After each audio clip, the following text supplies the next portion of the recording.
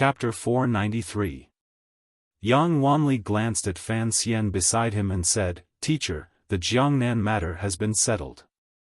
You don't have to worry too much." His words were spoken with sincerity. Yang Wanli had experienced more than half a year of wind and rain on the river embankment and wrangling and shirking in the river transport governor's yamen. He had long gradually understood the true meaning of being an official and the difficulties of the people's lives. As an official, if they wanted to work for the people and share the burdens of the court, they had to have power and money in their hands.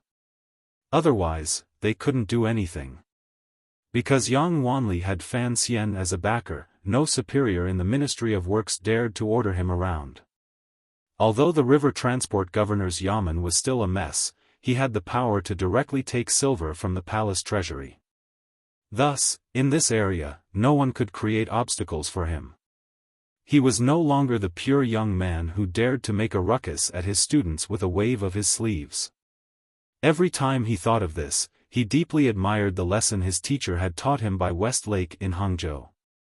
At this moment, the endless river embankment beneath their feet was Yang Wanli's achievements in this 1 year. Every time he looked at the square stones and yellow earth and the tamed river water below the embankment, his heart was always filled with fulfillment and pride.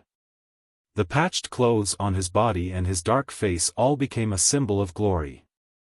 Yang Wanli knew that the reason he was able to achieve his dreams in life was because of Minister Fan and Sir Fan Jr.'s meticulous care and guidance.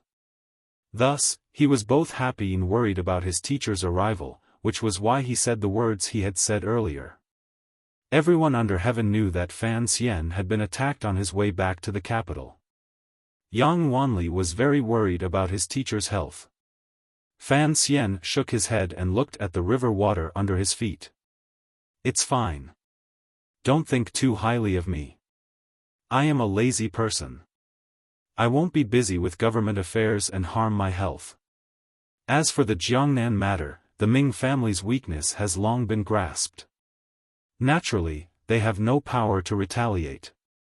However, if they want to take them all in one bite, it will still be difficult."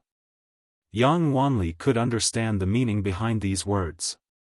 It was not difficult to take out the Ming family. What was important was the members of the royal family behind the Ming family. If he did not have to worry about the situation in the palace, the Ming family would have long been taken out by him. Fan Xian smiled and did not go into detail about the specific situation. He only comfortingly said, "Returning to the capital this time has been fruitful. Although the emperor has not made up his mind to clean up the bureaucracy, the change in the court has already begun. You should have seen Cheng Jialin's name on the court bulletin." "Yes, Brother Jialin is the first of the 4 of us to return to the imperial court," Yang Wanli said happily. The investigation into Fan Xian's assassination had ended without any results. The Qing emperor had used the opportunity to chase away some old people and install many new people into the court. The least famous of Fan Xian's 4 disciples, Cheng Jialin, had met him respectfully and jumped ranks to be promoted. Presently, he was already the vice-director of the Ministry of Rights and a target of the court's training. Fan Xian glanced at him and smiled. "Of the 4 of you, Jialin is the most silent and moderate. It is because of this that his path has been smoother than Jichang's. Of course, Jichang's problem is also mine. If I had not called him to Jiaozhou, he would not have sunk into this kind of stalemate. I just hope he doesn't blame me." Yang Wanli shook his head and said, "Teacher, what are you saying? Jichang has also written to me about the Jiaozhou matter. This is an important matter, and only Jichang can handle it." Fan Xian nodded. Since the 4 of them knew of his painstaking efforts, then he didn't need to explain any more. The 2 of them walked downstream along the long river embankment. As they walked, they chatted. Fan Xian reminded him, "I know about your matters in the river works yamen, and the court also knows. Now that the title of desperately working for Wanli has entered the palace, it will be of great benefit to you in the future. However, you still have to remember what I said back then." For things like river works, if you know how to do it, then work hard. Don't randomly give orders for things you don't understand. Yang Wanli smiled and replied, after spending a year on the river embankment, even if I don't understand something, I understand a little. Fan Xian glanced at him disapprovingly and said, the river works are a major matter, even more important than the battles on the western Hu and northern Qi borders. If you only understand a little, how can this little be enough to support you to say such confident words? Yang Wanli immediately understood and shamefully accepted the lesson. Of course, it is impossible to stop the river disaster in a mere year's time. Fan Xian suddenly furrowed his brows and said. This is a 10-year work, or even a 100-year work. As long as people live on the two sides of the river, they will have to work for as many years. You have to stop being arrogant and impatient. You should be willing to be lonely. Yes, teacher. However, you also have to pay attention to raising a few capable subordinates and specialists, Fan Xian said sincerely. Fan Xian sincerely said, although you have the desire to benefit tens of thousands of people, you've been exposed to wind and rain for a long time. I'm afraid your body won't be able to take it. You've raised capable people, so don't stay in the river works yamen anymore. Go back to the capital and work seriously. Yang Wanli was startled and quickly explained, Teacher, I don't want to go back to the capital. The capital is much more troublesome than the embankment. Besides, I'm not afraid of hardship. I've long gotten used to it. Of course, the capital is troublesome, but if you want to work, you have to go back to the capital, Fan Xian said resolutely. Fan Xian said resolutely and decisively, this has nothing to do with whether or not you can endure this hardship. I still hope that you can live a few more years. You're already so old, yet you haven't even taken a wife. What kind of rumors would it be if it got out? Yang Wanli was vexed and didn't say anything. Speaking of which, it was strange. Fan Xian was younger than all four of his students, but during these 2 years, when they occasionally ran into each other and Fan Xian put on the airs of a teacher to lecture them, he had become more and more used to it. This was probably what was meant by changing places and nurturing one's temperament. In the next few days, Fan Xian continued to linger in Yingzhou. Most of the time, he was on the river embankment pointing and discussing with Yang Wanli. However, he could not avoid being invited to a banquet by the river works governor's yamen. Fan Xian could refuse a normal local official, but this time, the river works governor had personally come to invite him to a banquet. This kind of face was rare. The governor's reason for inviting Fan Xian was simple. What the river works governor's yamen lacked was silver. Fan Xian was in charge of the palace treasury and had plenty of silver. This year, the river works governor's yamen had smoothly repaired the river and received great rewards from the emperor. It was because Fan Xian, both openly and secretly, had invested great enthusiasm and countless silver into this yamen. The governor could not help but be endlessly grateful for this kind of favor. What Yang Wanli found strange was why his teacher had remained in Yingzhou. Of course, the imperial envoy of Jiangnan Road could inspect the construction of the embankment. Looking at Fan Xian's appearance, he was prepared to stay for half a month. Teacher, are you not going to Suzhou? One day, Yang Wanli gathered his courage and asked. There's no rush. I'll wait a bit longer. Fan Xian smiled. Jingdou was in the north, and Suzhou was in the east. He sat steadily in Yingzhou, coldly watching what was about to happen in the two places. It was like a porter carrying 2 loads of thorny fruits. He just happened to place the carrying pole on his shoulder to support the weight, but he was not worried about the thorny fruits piercing his thigh. He was waiting for the Suzhou matter to first enter the main topic and then for the Jingdou matter to explode. Yingzhou was the best place to watch the show. Although he was very repulsive in the eyes of the officials under heaven, at such a sensitive time, he still needed to avoid arousing suspicion. The Qinian unit of the Overwatch Council in Jiangnan had 2 leading figures. One was Su Wenmao, who managed the production of the palace treasury in the 3 workshops in North Min. The other was Hong Chongqing, who kept an eye on the Ming family's movements in the palace treasury transport company in Suzhou. The movements against the Ming family had actually been laid out a year ago, and the true movements had begun half a year ago.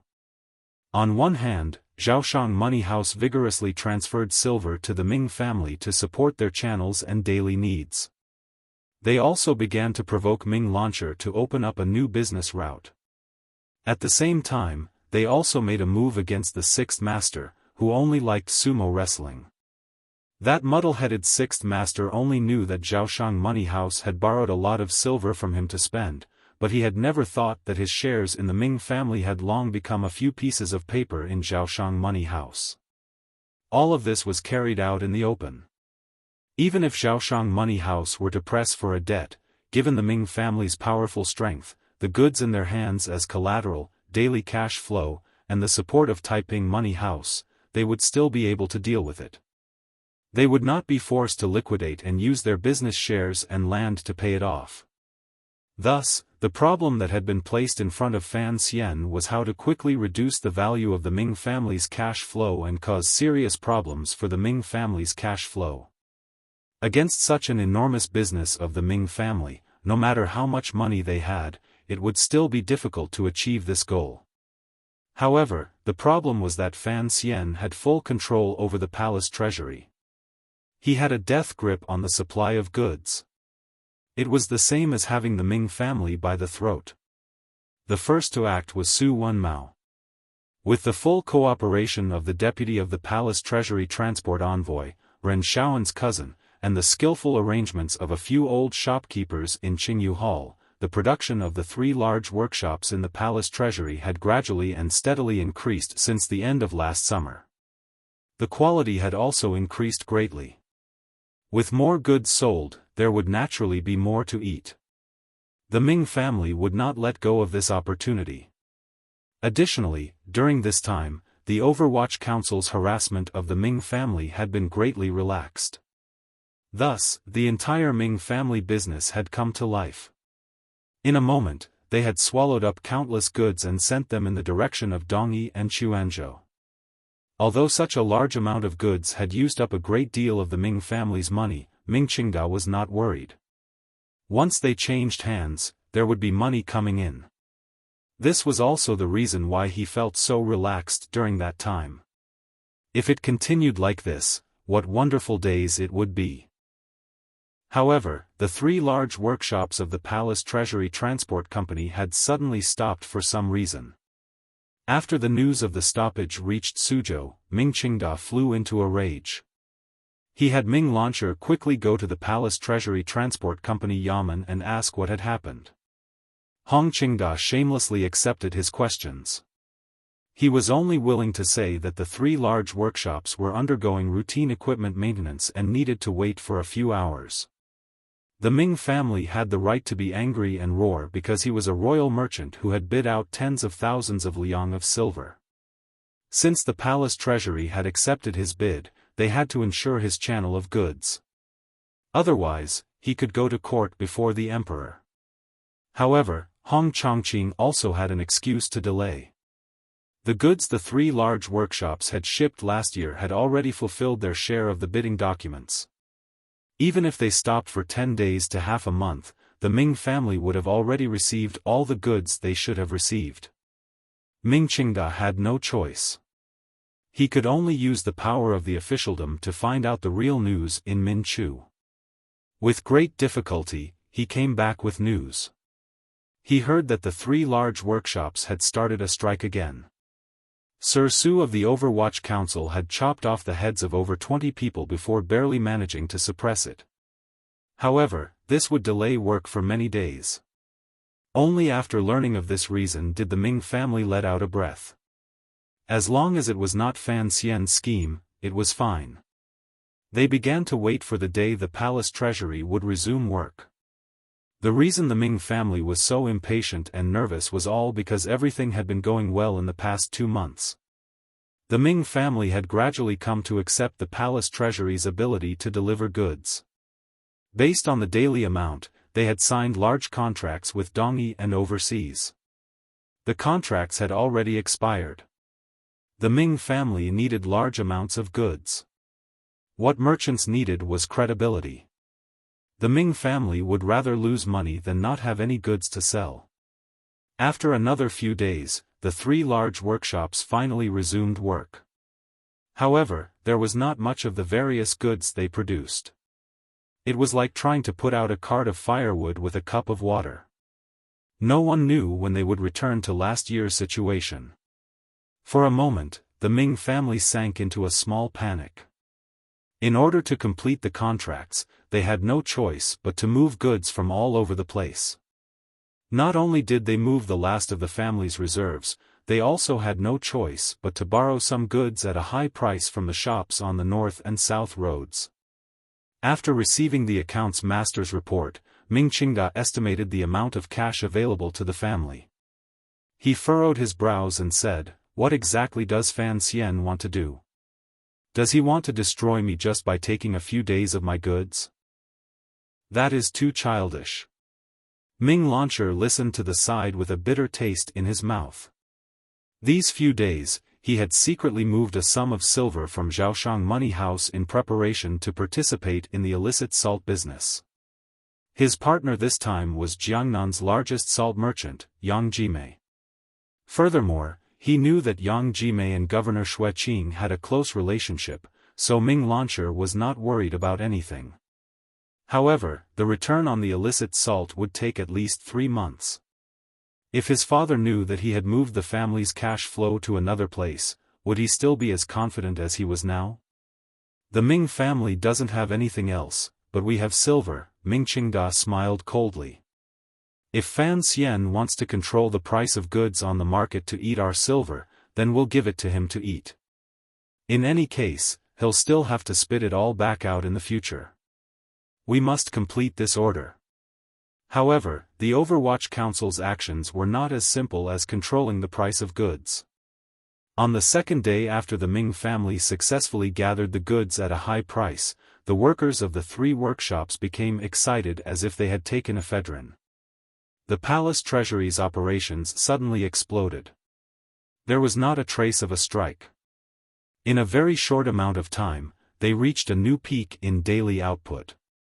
Although the prices of the goods sold by the royal merchants were set by the court, the selling prices were controlled by the upstream suppliers. At this moment, the prices of the goods had dropped, but business was much better. The Lingnan Xiong family, Sun family, and even Xia Mingji had made a lot of money from this wave of market prices. Mainly, they had earned a lot of the difference in prices from the Ming family. The Ming family had worked hard to gather the high-priced goods and fulfilled most of the orders. However, they watched helplessly as the prices of the goods on the market dropped. They were unspeakably angry, particularly when a few foreigners who had sailed from Quanzhou shamelessly ran away and turned to Lingnan to pick up the cheaper goods. This caused the Ming family to throw away a large pile of high-priced porcelain and perfume in their hands. In just this one battle, the Ming family had lost 700,000 liang of cash flow. If this had been before, this 700,000 liang would not have been much for the Jiangnan Ming family. However, after being suppressed by the Overwatch Council with all their might for a year, the Ming family's circulation channels had long run dry. They were completely relying on the support of the Taiping and Zhaoshang money houses. Now, another 700,000 liang of cash flow had melted like snowflakes and disappeared. The master of the Ming family, Ming Qingda, had no choice but to be cautious. This order must be delivered. Although Shi Pibao is a foreigner, he also has a large foreign trading company behind him. He will not be as shameless as those islanders. He is also trustworthy. Ming Qingda rubbed his tired eyes and said to his son below, "Launcher, this time, you will personally deliver the goods. You must be careful." Ming Launcher made a sound of acknowledgement. He also knew that this batch of goods was very important. This batch of goods was something his father had thought of every method and used countless connections to snatch from the palace treasury. The so-called trial goods referred to the goods that the palace treasury had successfully developed for the first time. Just like the strong alcohol and perfume of the past, although the price was very high, everyone knew that it was something new. Once it was sold, it could be sold like gold. The trial goods this time were a batch of mirrors. Ming Launcher had personally inspected the goods. The main material of these mirrors was glass, but the back was made of some unknown material. It was actually plated with a layer of silver. When it shone on it, it was clear to the finest detail. It was truly a treasure.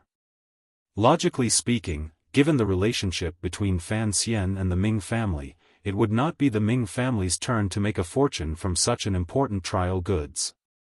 However, the Ming family had been operating in Jiangnan for a long time. They had only bought this batch of goods through another royal merchant. However, Ming Launcher still had a bad feeling in his heart. If this batch of silver mirrors could be safely delivered to Shi Pibao's hands in Quanzhou, the Ming family's difficult cash flow situation could be greatly alleviated. But, would it go so smoothly? Don't worry about anything, Ming Qingda said with a dark expression. Ming Qingda said with a dark face, I have already communicated with the capital. You will personally escort this batch of goods. The Jiaozhou Navy has also given orders. This time, we will not go out to sea ourselves. Although we will earn less, it should be safe to travel between the provinces. This master of the Ming family, who had already tolerated Fan Xian for an entire year, suddenly raised his head and said in a cold voice, if someone really dares to kill and steal the goods, we can't kill everyone. If someone escapes, we will go to the capital to fight in court. 3 days later, on a small mountain heading southeast from Suzhou, Hong Chongqing looked at the long line of carriages at the foot of the mountain and smiled. There were not many carriages carrying the silver mirrors. There were only 2 carriages, but the Ming family had sent out 500 private soldiers to escort them. Indeed, they placed great importance on this export order. However, his smile immediately faded and turned into coldness. In this moment, he thought of a year ago, the day the Jiaozhou Navy had massacred on the island. He thought of the corpse-eating seabirds and the pirate brothers on the island who had died with their eyes wide open. Although from the beginning, he had been an Overwatch Council secret agent responsible for going to the island to investigate, after spending a long time on the island with those pirates, he would always have some feelings. Thus, he stood on the mountain and looked down at the Ming family's carriages and private soldiers. A joyful and bloody smile appeared at the corner of his lips. He would not kill anyone today, but it would certainly hurt Ming Qingda more than killing these people. Just as he was thinking, a group of about 200 riders escorting a few carriages walked over from the official road directly opposite the Ming family. The 2 sides met and blocked the foot of the mountain. Ming Launcher had been carefully watching the situation on the road. Looking at this group of people, he immediately sensed a strange atmosphere. He ordered his private soldiers to pull out their weapons and prepare to meet the enemy. However, the 200 riders did not move. They only coldly brushed past the Ming family carriages. Although these riders were standing on their horses, a cold and stern aura emanated from their bodies. It made the Ming family's private soldiers afraid to move rashly. Just as the 2 carriages merged into 2 lines, the side compartments of the carriages escorted by the 200 riders suddenly broke. The carriages escorted by 200 riders suddenly had their sides broken. Everything inside spilled out and crashed onto the carriage the Ming family used to store the silver mirrors. If it was normal goods, what was there to be afraid of? The problem was, the things that smashed onto the carriages holding the silver mirrors were rolling stones, very heavy and angular rolling stones. No one dared to use their bodies to block it, not even the Ming family's private soldiers with strict orders. After a few muffled booms, there came countless fine shattering sounds. Ming Launcher screamed and quickly dismounted from his horse to check. He saw that most of the 100 or so silver mirrors had been crushed into shards of shining lenses. Although they still reflected an enchanting light, the official road at the foot of the mountain immediately descended into chaos. Countless people pulled out their weapons. The two sides faced each other. A great battle was about to break out at any moment. Ming Lansher's vision darkened. He immediately knew it was over. He turned his head fiercely and stared at the leader of the 200 riders. Gritting his teeth, he said, as expected, "When did the proper Black Knights of the Overwatch Council do such things as killing people and stealing goods?" The leader's face was covered by a silver mask. He was not surprised that the young master of the Ming family could recognize the identity of his group. They had not planned to hide their identities today. Jing Gu, the deputy commander of the Black Knights of the Overwatch Council, gazed at Ming Lansher and coldly said, "I did not kill anyone or steal goods. I was escorting the stone materials needed by the 3 large workshops of the palace treasury through here. You civilian merchants dared to block the way. The road is narrow and unfortunately overturned. Both sides have suffered losses. I don't want you to compensate, don't make a ruckus. If you anger my fierce nature, I'll take your heads carefully." Ming Lansher's gaze was slightly dim. He looked at the Black Knights, who seemed eager to try, covered in a bloody aura. He forcefully pushed down the anger in his chest. He only felt the taste of blood in his throat. With wide eyes, he said in pain and absent-mindedness, "Overturned? How could a carriage overturn so accurately in this world?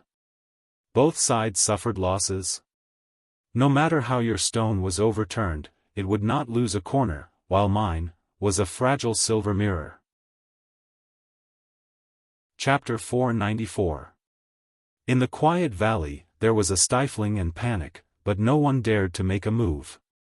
Of course, Ming Lansher knew that this was something Fan Xian had arranged. It had been so from the beginning, but he didn't understand. After all, the other party was an official of the court. How could he do such a shameless thing? Faced with such a terrifying cavalry, Ming Lansher didn't want to fight it out with the other party and throw away his life. However, the shattered pieces on the ground filled his mind with anger. "I'm going to Jingdo to fight a lawsuit." Ming Lansher cursed in a sharp voice. "Whatever, I won't keep you company." Jing Gu coldly threw down these words and led his troops away. Before he left, he didn't forget to lift the heavy stone wool back onto the carriage, leaving behind Ming Lansher, who wanted to cry but had no tears, the dumbstruck Ming family private soldiers, and a large pile of sparkling glass shards scattered on the ground. In the past, the Ming family had secretly raised pirates and colluded with the Jiaozhou Navy to steal ships and goods in the East Sea. They killed people like flies and harmed countless lives. They had forcefully stolen countless goods from the court. Now, Fan Xian had done the opposite.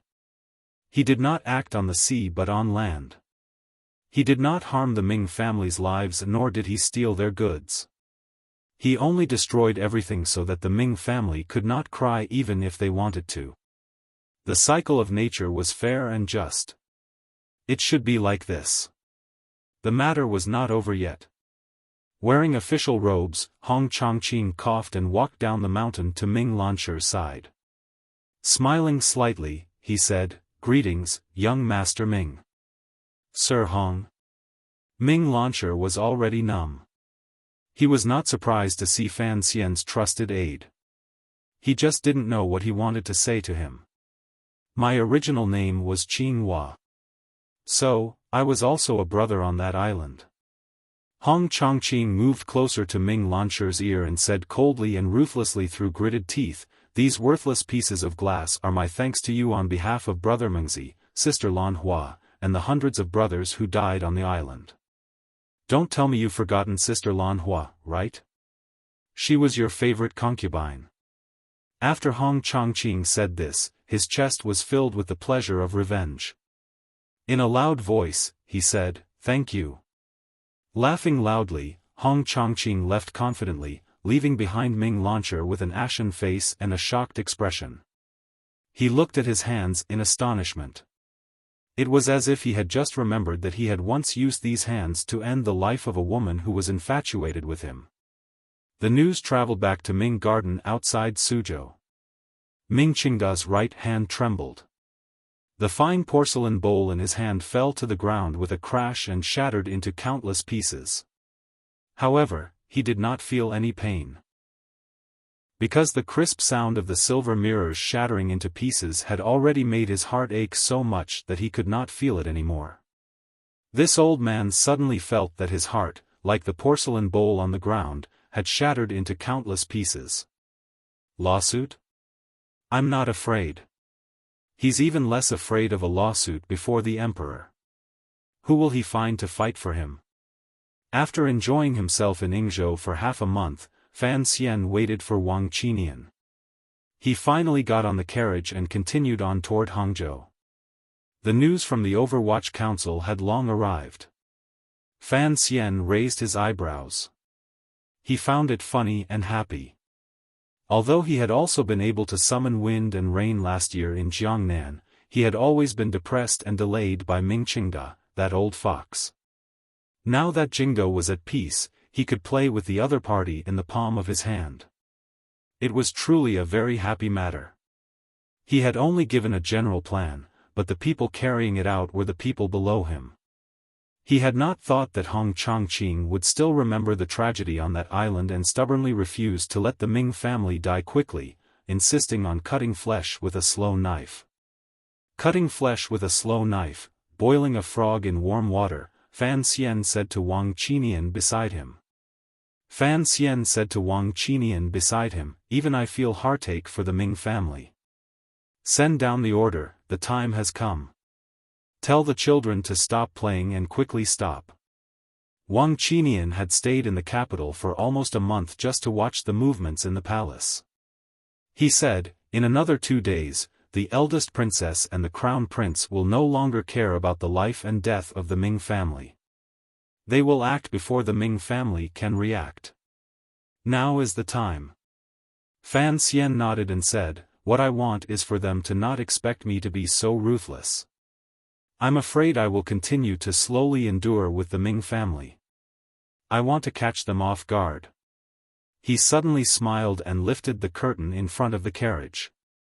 Looking at the Jiangnan road that was slowly retreating, he couldn't resist the joy in his heart and began to hum a little tune. Wang Qinian listened to the strange tune and couldn't resist smiling. Sir, is there a need to be so happy? Fan Xian laughed loudly and said, after holding it in for a year, I can finally let go and do things.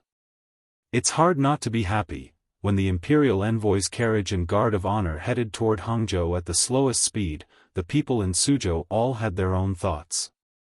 After Xueqing, the powerful governor of Jiangnan, received Fan Xian's personally written letter, he sat in his study in a daze. His 2 advisors to his left and right also knew the contents of the letter and were in the same daze as him. They looked like 3 clay bodhisattvas. Xueqing had left the capital early and traveled quickly.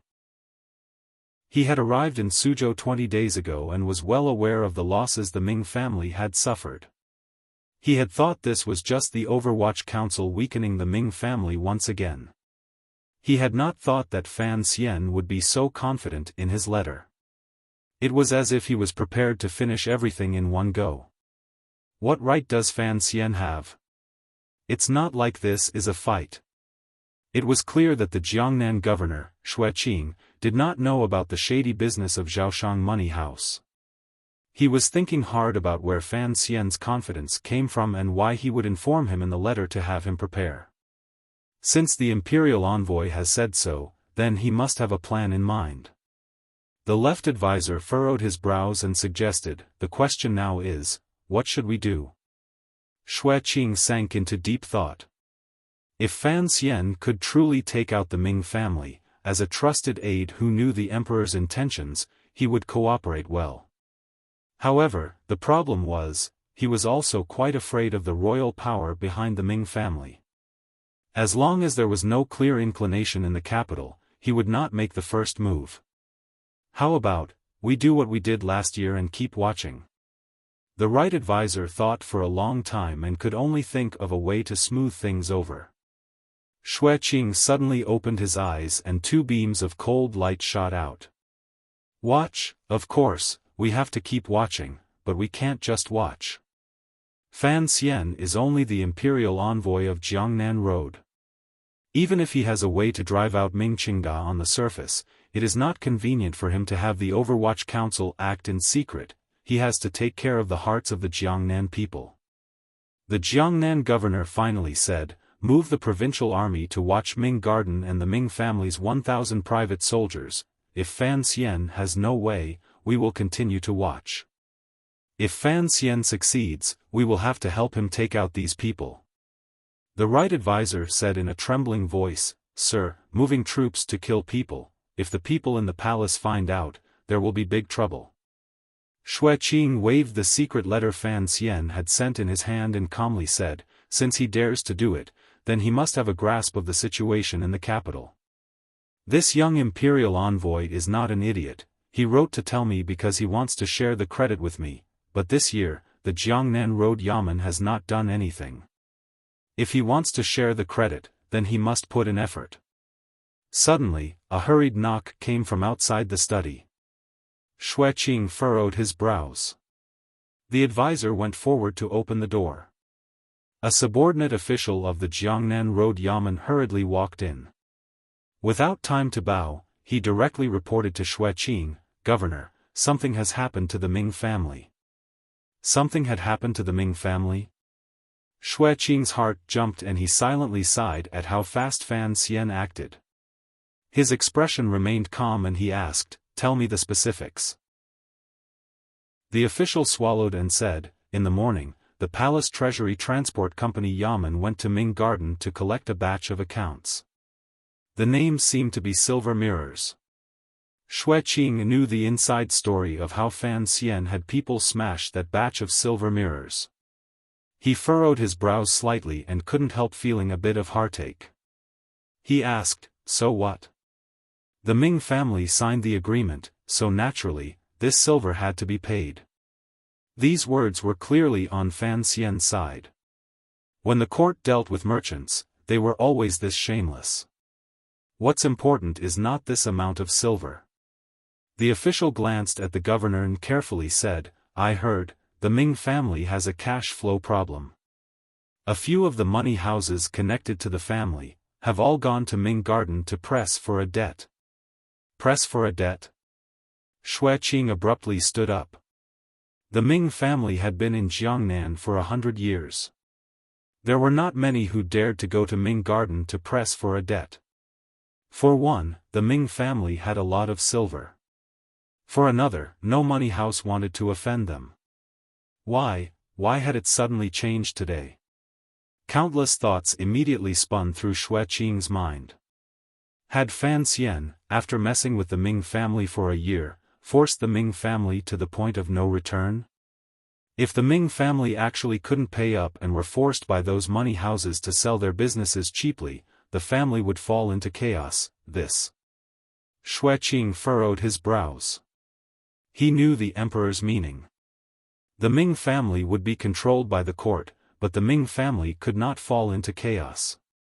Once the Ming family truly went bankrupt, never mind the tens of thousands of commoners in the family, what would happen to the Jiangnan people who were closely related to them? Taiping Money House has also gone. No. Send people to keep an eye outside Ming Garden. Hearing that the Ming family's largest partner, Taiping Money House, was not involved in this matter, Xue Qing's heart was slightly at ease. However, his expression remained dark. He ordered, "Tell those people, the court does not care about the dispute between the Ming family and the money houses, but the Ming family cannot fall." Fan Xian and Xue Qing were the same. They both understood the emperor's meaning. The Ming family had to be eaten, and they had to be eaten whole. Their table manners could not be too ugly. They couldn't let the Ming family's own strength fall too much and affect the stability of the entire Jiangnan. Thus, he would not watch as the Ming family fell. Ming Qingda also could not watch as the Ming family fell. Thus, he did not have the intention of clearing out the debt this time. He only wanted to obtain some great benefits. The reason why a few money houses went to Ming Garden together to ask for money was purely because Fan Xian still held onto a glimmer of hope, to be able to hide the master behind Zhaoshang Money House. In this world, those who owed money were always more reasonable and confident than those who lent it out. Thus, the current master of the Ming family, Ming Qingda, held a slightly warm teacup and slowly sipped the tea. He couldn't even be bothered to raise his eyelids. Although the people sitting below him were the representatives of the various money houses and were his CRS in name, the shopkeepers of the money houses did not have the self-awareness of being debt collectors. They sat wretchedly on the chairs and only dared to put a third of their buttocks on the chair. Occasionally, they would raise their eyes to glance at the master of the Ming family. A glimmer of fear would flash through their eyes. They did not look like they had come to collect debts. The shopkeepers of the money houses knew they were all ants. As long as the master of the Ming family moved his finger, he could crush them to death and chase them out of Jiangnan. However, they had no choice but to come today. The ups and downs the Ming family had experienced over the past year had already made them worried. Additionally, they had been provoked by others. Today, they had all gathered in the Ming family's guest hall. They represented capital. Although it was not a lot of silver, it was still capital. Capital cared about itself the most. What it could not tolerate was loss. Particularly during this month, everyone knew that the Overwatch Council's attacks on the Ming family had increased again. The Ming family had continuously suffered losses. The recent scrapping of the silver mirrors and the palace treasury transport company's forced silver this morning had finally successfully crushed the psychological defenses of these money house shopkeepers. An old shopkeeper had a pained expression and respectfully said, "Master Ming, the Ming family has dominated the Jiangnan business world for nearly a century. If they say they still don't pay up, that is something no one would believe. However, there have been a lot of rumors in the market recently. We always want to ask you to give us a definite answer." A definite answer? Ming Qingda furrowed his brows in disgust. These shameless leech-like things. Usually, when they came kneeling to his door, he couldn't even be bothered to look them in the eye. Now, they dared to come, to ask him for an answer. The old Ming master did not care about these money house shopkeepers at all. Even if the Ming family's cash flow was difficult right now, it was more than enough to pay off this amount of silver. Out of the corner of his eye, he only lightly glanced at the shopkeeper who had been sitting quietly at the very back. That shopkeeper was the head shopkeeper of Zhaoshang Money House. Behind him stood a handsome young man. Not many people knew about the relationship between Zhaoshang Money House and the Ming family. Zhaoshang Money House's reputation in Jiangnan was not very well known, so he sat at the very back. Ming Qingda had a bad premonition in his heart. What was Zhaoshang Money House doing here today? He had no interest in saying anything more to these shopkeepers. He picked up his teacup to send off the guests. At the same time, he coldly had these people go to the accounts room to clear off all the debts. The Ming family could not endure such humiliation. After the great joy in the hearts of the money house shopkeepers, they were shocked. First of all, they had finally gotten their money.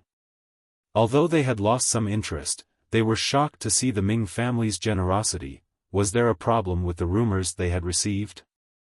All of the shopkeepers retreated. Ming Qingda tilted his head and looked with interest at the shopkeeper who had not moved all this time. In a quiet voice, he said, "I know, they were all persuaded by you to come."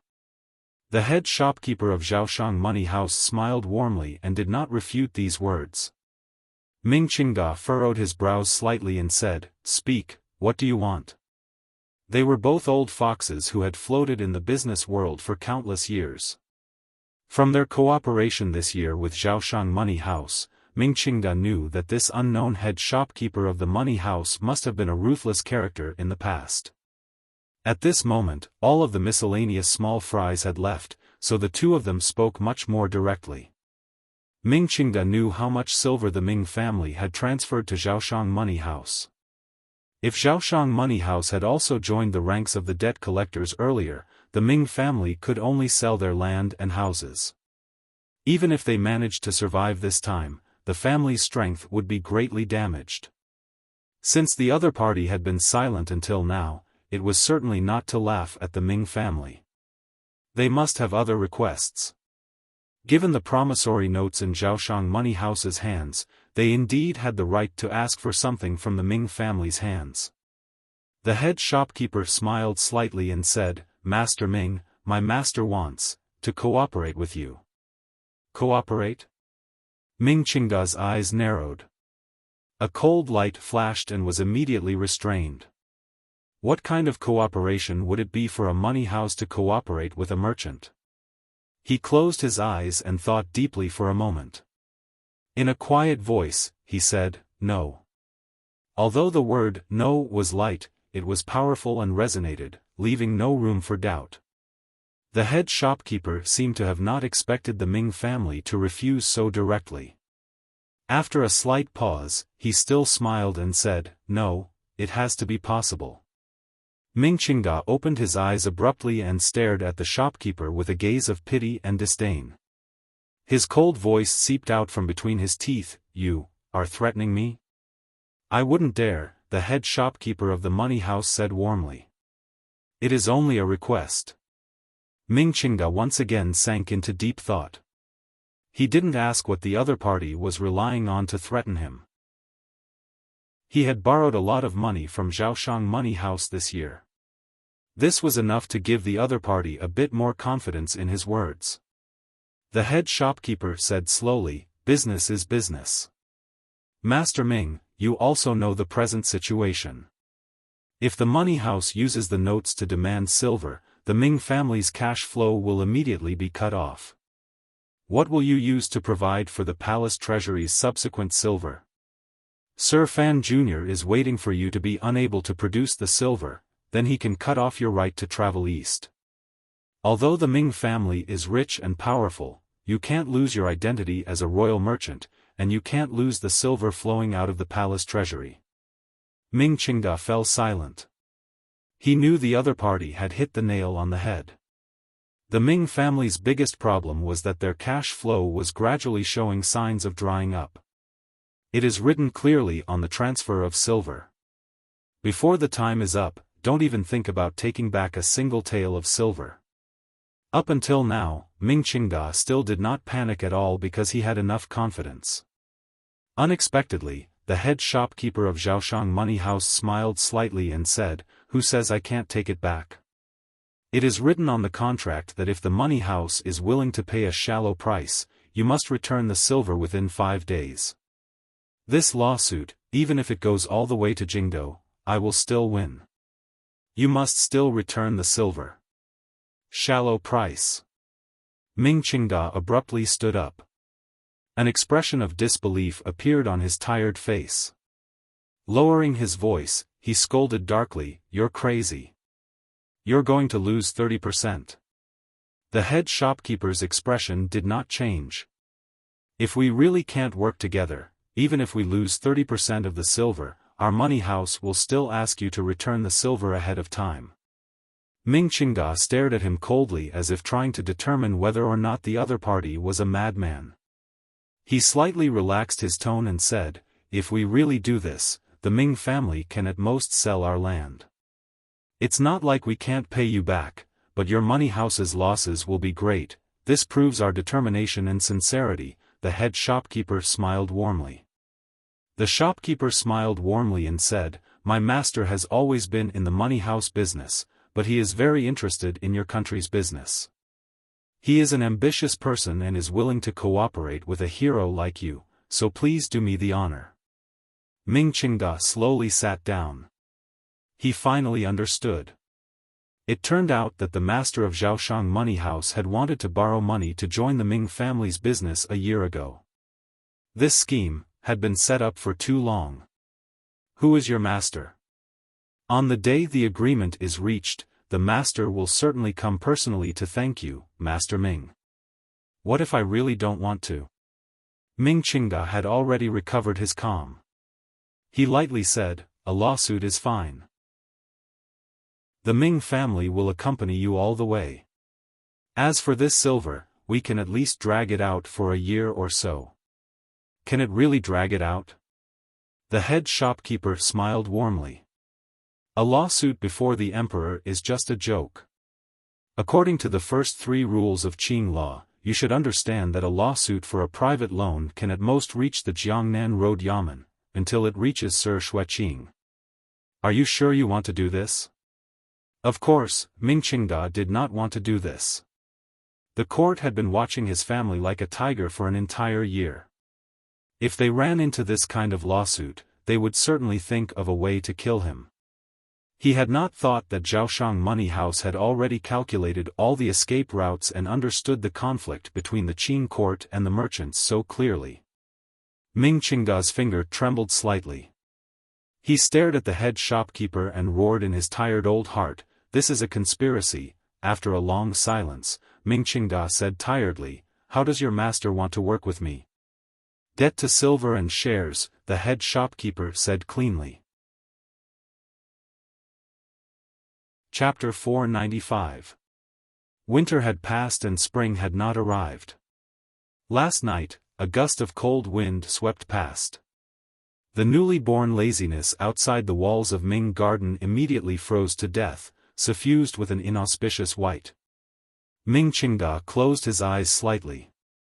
He had long guessed that the other party would choose this plan. Furthermore, if he put aside the humiliation of his family being schemed against, if the owner of Zhaoshang Money House actually bought into the Ming family's shares, the two sides would become one. Their funds would immediately become plentiful, and their future development would be limitless. They wouldn't even have to look at the faces of Dongyi and Taiping Money House anymore. Ming Qingda's mood warmed slightly. He thought for a moment and then said, "How much?" 30%. The head shopkeeper let out a breath and raised his face with a warm smile. 30% of all. The government will establish a contract, a death contract. Ming Qingda's mood, which had just gotten a little better, immediately sank into boundless anger and mockery. He gazed at the head shopkeeper and said with disdain, 30%? Has your owner not seen the world? A trifling 4 million liang of silver, and you want 30% of the Ming family? You misunderstand, the head shopkeeper said respectfully. The head shopkeeper said respectfully, 30% of the total is the shares of the Ming family. The total does not include the shares of the nobles in the court. Although my master is ambitious, he does not have such a large appetite and courage. Ming Qingda laughed coldly. The eldest princess and the Qin family had a large amount of shares in his house. If the 30% you said included the amount of shares, then that would be great. Let's see how you die in the future. However, the other party wanted the other 30%. This amount was too much. It is not worth that much, he said coldly and prepared to send the guest off. The head shopkeeper smiled slightly and said, "The Ming family is the wealthiest in the world and controls the people of Jiangnan. They have vast acres of fertile land and countless properties. Of course, this trifling 4 million liang of silver is not just this amount, however, times have changed. Something like cash is not the same as assets. It is the same liang of silver, but at different times, it has different values." He continued, "If this 4 million liang of silver was in the past, it would only be 1 year of the Ming family's cash income. Of course, it would not be worth 30% of the shares. However, the Ming family is currently short of cash flow and needs cash to meet an emergency. After my owner becomes a shareholder, he will provide great financial support. This 4 million liang represents an even more important value. To exchange it for 30% of the Ming family's shares is not greedy. Old master is also a wise man. Of course, he knows that the price offered by my boss is already quite fair." Ming Qingda was silent for a moment. He knew the other party was speaking the truth. This is a serious matter. Although I'm the clan leader, I can't make a decision on my own. I need to think about it. He picked up his teacup. The manager of Xiaofan Money House and the young man behind him left. Ming Launcher walked in from the side. He looked at his father and said anxiously, "Father, you can't give it to them." Then he said indignantly, "Now I know that this Xiaofan Money House is King evil. You've actually been plotting against our family's business since a year ago." Ming Qingda glanced at his son and shook his head unhappily, disagreeing with his words. Business is business. If it weren't for the support of Xiaofan Money House this year, our family's days would have been even worse. An IOU of 4 million liang of silver, in addition to the support of subsequent cash flow, in exchange for 30% of the shares is indeed, as they say, a very fair price. But, Ming Qingda waved his hand tiredly. In the negotiations with Xiaofan Money House, he had appeared confident, but he had been retreating step by step. It made him doubt himself in the depths of his heart. Had his confidence waned after being repeatedly attacked by the Overwatch Council this year? Had he knelt in front of Fan Xian once and endured and retreated countless times? Had he lost a certain boldness and was he used to being led by the nose by others? But, he was the current master of the Ming family. Ming Qingda slowly said, "Business is business, but since Xiaofan Money House is using underhanded methods, why should we pretend that our hands have always been clean?" Ming Launcher felt a cold sweat pour out of his back. He stuttered, "Father, once the matter fails, it will be a death sentence." Ming Qingda smiled coldly and said, "With the eldest princess protecting us, even Fan Xian would not dare to act recklessly. A mere Xiaofan Money House, what does it count for? But Xiaofan Money House certainly has accounts in Dongyi." Ming Launcher looked at his father and suddenly felt a wave of coldness. He felt that his usually incomparably wise and far-sighted father was now gradually becoming stupid and angry. "It doesn't matter." A glimmer of savagery flashed through Ming Qingda's calm and wise eyes. He coldly said, "Dongyi's people asking for money from the Qin kingdom, who has the patience to care? How about? Ming Launcher muttered to himself. "How about we sell the land and the estate? Although this amount of silver is a lot, it's not like we can't pay it back." Ming Qingda said darkly, "What you can think of, how can they not think of? The court strictly forbids private buying and selling of land. If it was for a small sect, it would be fine, but to sell so much land, how could it not alarm the government? All the procedures would take at least a year. Xiaofan Money House would rather lose 30% to repay the debt ahead of time. What is it for? Isn't it to force us to split the shares?" The old man's heart suddenly sank. He thought of the law the court strictly controlled the buying and selling of land. It was one of the new policies forcefully pushed through when the mistress of the Yi family was alive. Ming Launcher left with an ashen face. He guessed what his father would do, but he didn't know how.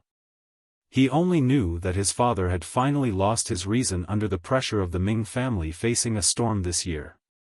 Although he still maintained a thread of clarity with great difficulty and thought it was better to work with Xiaofan Money House, he did not dare open his mouth to persuade him to do anything because of the matter he had kept hidden. That night, on the bluestone street of Suzhou City, there were suddenly some rustling sounds. It was as if rats that had been trapped in their holes for a long time in winter had suddenly smelled the fragrance of delicious pastries, borrowing the cover of the night to come out of their nests. However, there were only 3 rats. 3 aces wearing black night walking clothes easily broke through the defenses of Xiaofan Money House and killed their way into the back hall. The security of the money house had always been tight. Additionally, with Xiaofan Money House's identity behind the scenes, they had secretly invited a number of Jianghu aces. However, this kind of defensive power could not stop the thunderous attack of the 3 night walkers. From this, it could be seen just how powerful these 3 night walkers were. The most terrifying thing was the long sword in the attacker's hands. The sword seemed to be imprinted with some kind of magic. It broke through the air without a sound, and the sword did not return. It pierced forward like the anger of the 9 heavens had descended. Its momentum was indomitable and never looked back. In a moment, it left behind a dozen bodies in the back of the money house and a pool of blood on the ground. No one had the time to scream or cry for help. However, these 3 brilliant swordsmen encountered a great obstacle in the back garden of the money house. They clearly saw the box of loan receipts the head shopkeeper of Xiaofan money house held tightly in his arms, but they were unable to stab the tip of their swords into the other person's throat. Even the leading ace among the 3 could not do it. This was because the peerless green sword in his hand that could split mountains and rivers was currently surrounded by a green cloth that seemed weak but actually contained boundless power. With 3 rips, the swordsman pulled back his sword. Clasping his hands together, he bowed to the young man holding the green banner. There was dignity in martial arts. Having reached such a stage in assassination, it had become a contest of martial arts. The green banner had already been twisted into countless pieces by the brilliant and steady sword intent. The words, Tai Xiang, written on it had also become a small black dot on the shredded cloth. The young man who had once gone by the name of Tai Xiang and now went by the name of 13th Wang held the bare banner staff in his hand and looked at the black-clothed man holding the green sword with the air of a master. He slowly lowered his head and bowed in return. "Please." The black-clothed man took off the cloth covering his face. His expression was solemn. His 3 strands of light beard fluttered slightly. He held the sword sincerely and poured all the energy in his body into it. Even with 13th Wang's fearless and carefree nature, he couldn't help but be moved when he suddenly saw this person's face. If Fan Xian was there and saw the black-clothed man's face clearly, he would probably also immediately turn and leave without a moment's delay. Yunjilan, the first disciple of Dongyi's Sigu sword and a 9th-level master of sword techniques. 13th Wang's right hand gripped the banner staff tightly. His pupils constricted slightly. He was very nervous. The 2 night travelers who had followed Yunjilan into the back garden of Xiaofan money house were aces from Dongyi. Seeing Yunjilan holding his sword and facing the chaos, they respectfully retreated to the side. In their hearts, although the young man holding the banner had an unfathomable cultivation, as long as he was not a great grandmaster or a strange figure like Fan Xian, he would not be defeated by one of Yunjilan's attacks. 13th Wang looked at him in a daze and suddenly said, "Is your injury better?" Yunjilan furrowed his brows slightly and slowly said, "Do you know me?" Last spring, Yunjilan had gone to Jiangnan alone. One reason was to secretly watch his female disciples train. The most important goal was to find an opportunity to assassinate the Jiangnan Road imperial envoy, Fan Xian. However, the ending of the matter was rather painful. A master of sword techniques had only sat on a fishing boat and glanced at Fan Xian from a distance upstairs before falling into the Overwatch Council's ambush. Even now, Yunjilan still could not forget the sword light that had appeared like a ghost in the water. He felt a secret chill because that sword light that came and went like a ghost had caused him the heaviest injury he had suffered since he began his journey. However, the news of his injury had always been tightly controlled. Presumably, the Qing court did not want to cause a diplomatic storm. Thus, when 13th Wang asked if his injury was better, Yunjilan felt surprised. 13th Wang smiled somewhat helplessly and said, "You are a swordsman of a generation. How can you become a thief?" Yunjilan smiled and said, "Are you any different? Even if you killed everyone in Xiaofan money house and burned these deeds, you still wouldn't be able to help the Ming family." 13th Wang sighed and said, "What is left here is only a copy. The original is not in Suzhou. If the original is in Dongyi, it will probably be gone by tomorrow," Yunjilan slowly said. Yunjilan slowly said, "I don't know where you come from, but the Ming family is too important to Dongyi. I ask that you do not obstruct me." 13th Wang said, Mingqingda is finished. Before he finished speaking, the black-clothed person who had been waiting quietly by Yunjilan's side said, "Teacher, this person is stalling for time." 13th Wang was slightly startled. He realized that this black-clothed person was a woman. Her voice was very clear. Involuntarily, he tilted his head and smiled. "Cici is also here?" The black-clothed person's body shook. Yunjilan also looked curiously at 13th Wang. He sighed and said, "I didn't expect you to know so much about my school. I am truly curious. Unfortunately, there isn't much time. Someone from the Suzhou government is about to arrive." He slowly raised the sword in his hand. The tip of the sword trembled slightly as he pointed it at 13th Wang's throat. "You won't kill me," 13th Wang said. "Why?" "Because," 13th Wang's expression suddenly became solemn. His left leg took half a step back. The green banner and lone staff suddenly came crashing down. His left hand gripped the end of the staff from behind his back. His right hand pressed down. The tip of the staff pressed down with a force. The sound of breaking wind suddenly rose and then stopped. It only cut out a line in the air. What a powerful sword intent! Yunjilan's pupils constricted slightly. Slowly, he asked, "Who exactly is the owner of Xiaofan Money House?" 13th Wang hesitated for a moment and then slowly pulled back the green banner. He opened his mouth and silently mouthed. The shock on Yunjilan's face disappeared in an instant. He smiled helplessly and didn't say anything more. Turning around, he left the rear courtyard with his 2 female disciples. Just as he was about to leave the rear courtyard, he suddenly turned around and said, "Brother disciple, take care. Fan Xian is more sinister than you think." 13th Wang smiled bitterly and said, "Brother disciple, if you tell Mingqingda, trust that I will certainly have the opportunity to see how Fan Xian slowly kills me." Yunjilan did not turn his head. His shoulders were as steady as cast iron. After a moment of silence, he said, "He used such a large benefit as a gambling stake to test how loyal you are to him. I don't understand." "I also don't understand," 13th Wang slowly said. "Perhaps he is very confident that even if I betray him, he will still have a way to destroy the Ming family. He is only letting me take charge of this matter and conveniently see my attitude." Yunjilan said, "What exactly does teacher mean?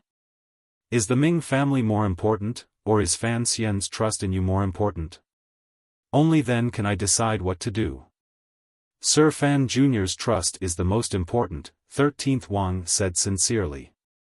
"Even if I join hands with you and tell Mingqingda the truth of the matter and help the Ming family survive this disaster, what about next time?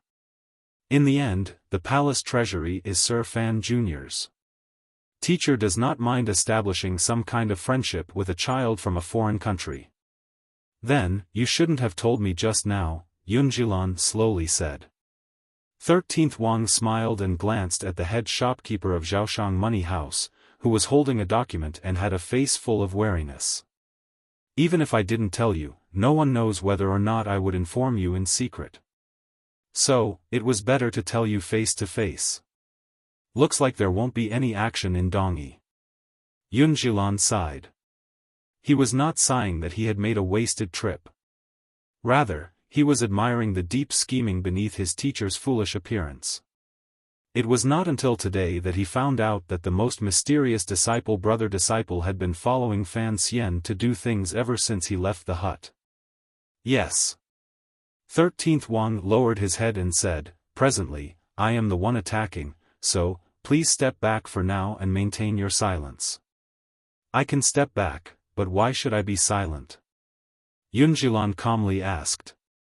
13th Wang took out a small jade token from his clothes and showed it to him. Yunjilan saw this jade token and immediately sighed. He shook his head and smiled. "The sect always knew you didn't have a sword token. Unexpectedly, teacher gave you this one. In this world, Everyone and all the factions were sitting on the fence. Dongyi was, without question, a towering tree. If he fell to any side, it could produce an unexpected result and he would never be able to float back. Thus, Sigurd could not fall. His sword had to protect Dongyi. He had to have a complete understanding of the situation in the Qin kingdom before he made a decision. Perhaps, he would only act if there was a sufficiently powerful and fatal temptation. Because of Fan Xian's sudden rise, he had to show sufficient sincerity on Fan Xian's side. Part of his attitude was 13th Wang. He had also reserved a portion of his attitude on the eldest princess's side, such as Yunjilan. Only by doing this would he be able to obtain a corresponding benefit regardless of which side won within the Qin kingdom. This was grasping with both hands. Both hands had to be strong.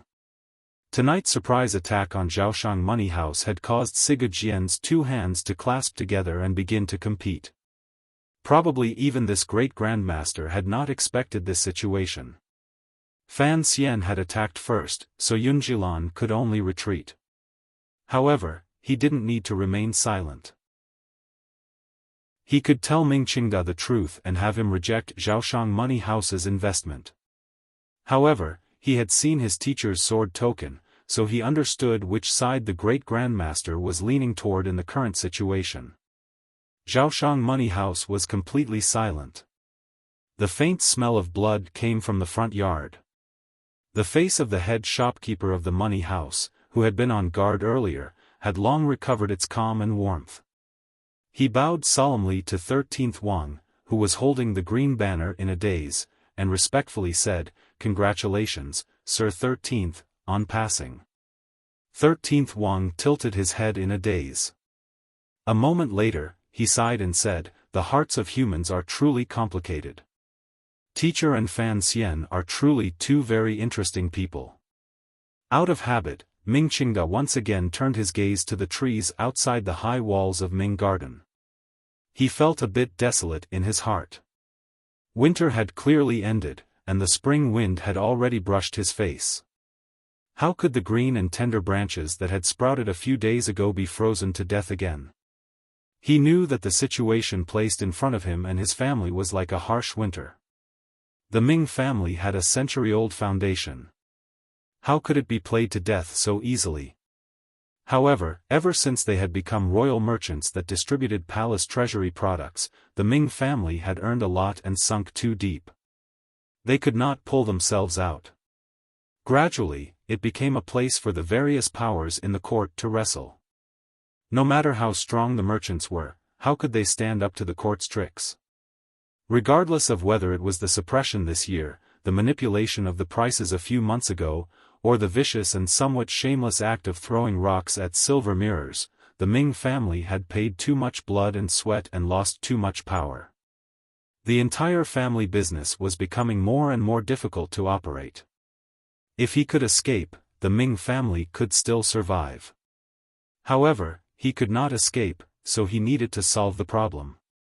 The most pressing problem placed in front of the Ming family was the lack of cash flow and a serious lack of cash flow.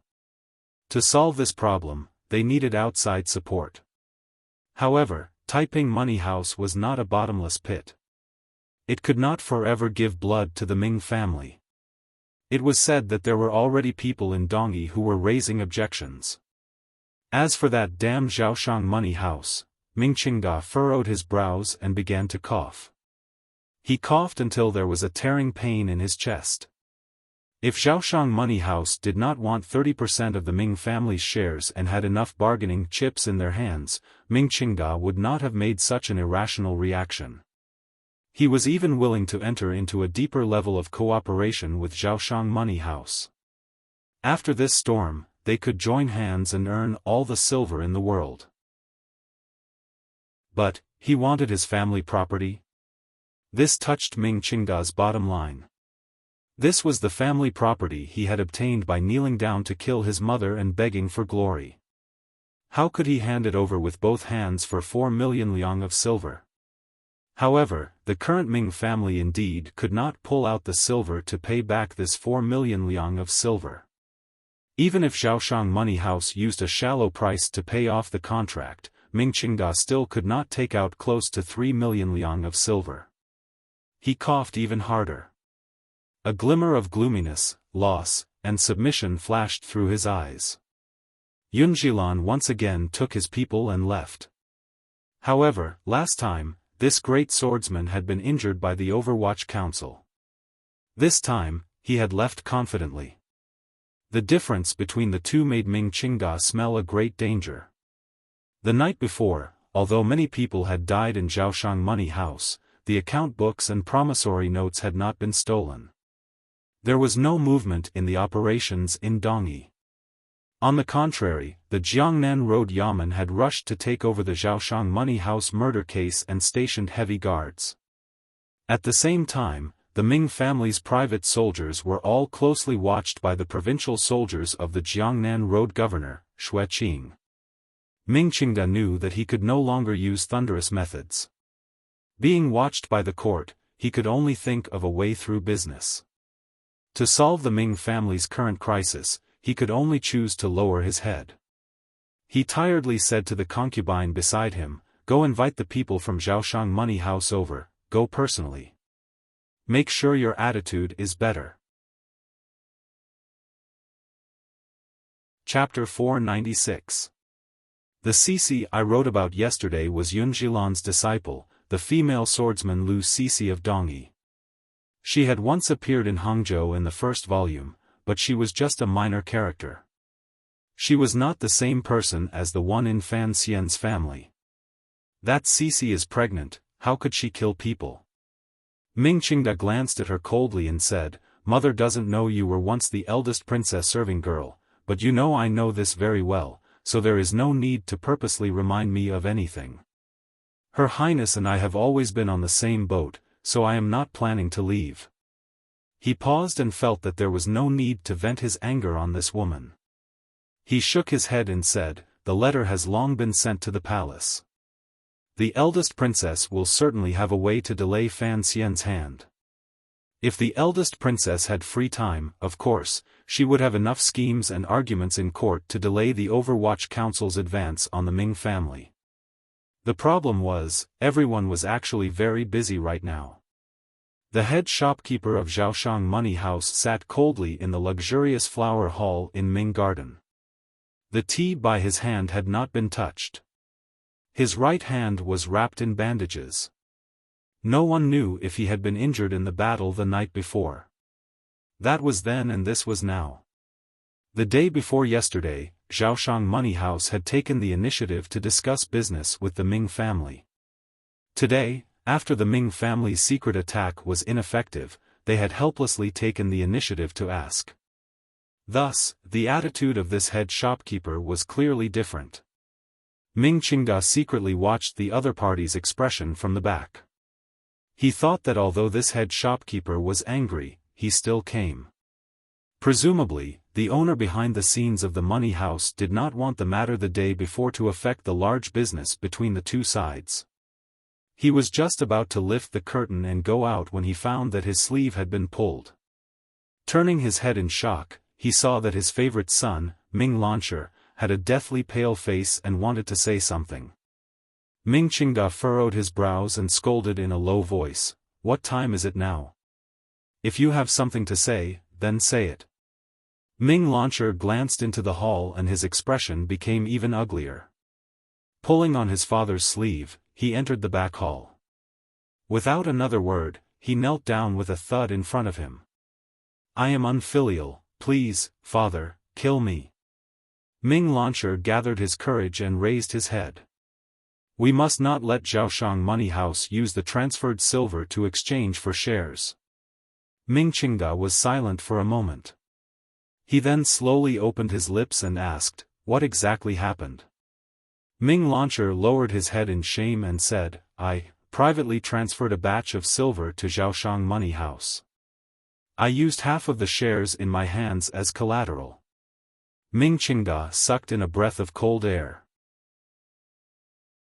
His expression became extremely ugly, but he immediately recovered his calm and hurriedly asked, "When can the silver be returned? What contract?" Can we find Taiping to transfer the contract? These were a few key questions. Because the matter concerned the ownership of the Ming family's shares, Ming Qingda had no time to scold his son. He rushed to ask them first, hoping that Xiaofan Money House wouldn't gain another 5%. Death contract. Ming Launcher said with a sad face. As for the money back, I originally thought it would be 3 months, but now it looks like not a single cent will be returned. Taiping should know of this matter. They will not accept it. The Ming family had been in the wind and rain for a year. Fan Xian had relied on the production of the palace treasury to choke them until they could barely breathe. The young master of the Ming family was just as he had said to his father that day. He had always thought that he should adjust the general direction of the Ming family's business. Only by doing this could they not forever be toyed with by Fan Xian. Because of Ming Qingda's insistence, Ming Launcher could only secretly carry out his own experiments. At the end of last year, he used his 5% shares in the Ming family to exchange for the silver support of Xiaofan Money House. He had thought that this attempt would allow him to obtain a large profit in a short amount of time and convince his father. Ming Qingda's mind buzzed and he almost fainted. A moment later, he panted slightly and asked, "Just what kind of business is it? How can it not return a single cent of the capital?" Ming Launcher looked at his furious father and hesitated for a moment before saying with a trembling voice, "It is the illicit salt business." Ming Qingda was startled and didn't say anything for a moment. There were always only 3 most profitable businesses in the Qing kingdom. One was the brothel business, one was the palace treasury's royal merchants, and one was a large family that sold illicit salt. Among these 3, selling illicit salt returned the fastest and had the highest profit. Why can't it return the capital? Ming Qingda stared coldly into his son's eyes and said each word clearly, "I know you are a steady person. Even if it is a highly risky illicit salt business, you must have a way to protect your capital. Tell me, why can't it return the capital?" Because Ming Launcher wanted to cry but had no tears. A few days ago, the Salt and Tea Yamen suddenly began an investigation. I don't know how they found out the news and seized all 12 ships of illicit salt. I went to find someone, but there was nothing I could do. He didn't notice his father's increasingly ashen face and continued to explain, "Those related checkpoints and yamens have always been well taken care of by the family. I had no idea they would suddenly act. Besides, Yang Jimei has always walked that path. He promised me that it would be fine." A crisp slap rang out. Ming Qingda gave Ming Launcher a fierce slap and forcefully slapped him to the ground. Ming Launcher covered his numb face and half lay on the ground. He felt blood trickle out of his mouth.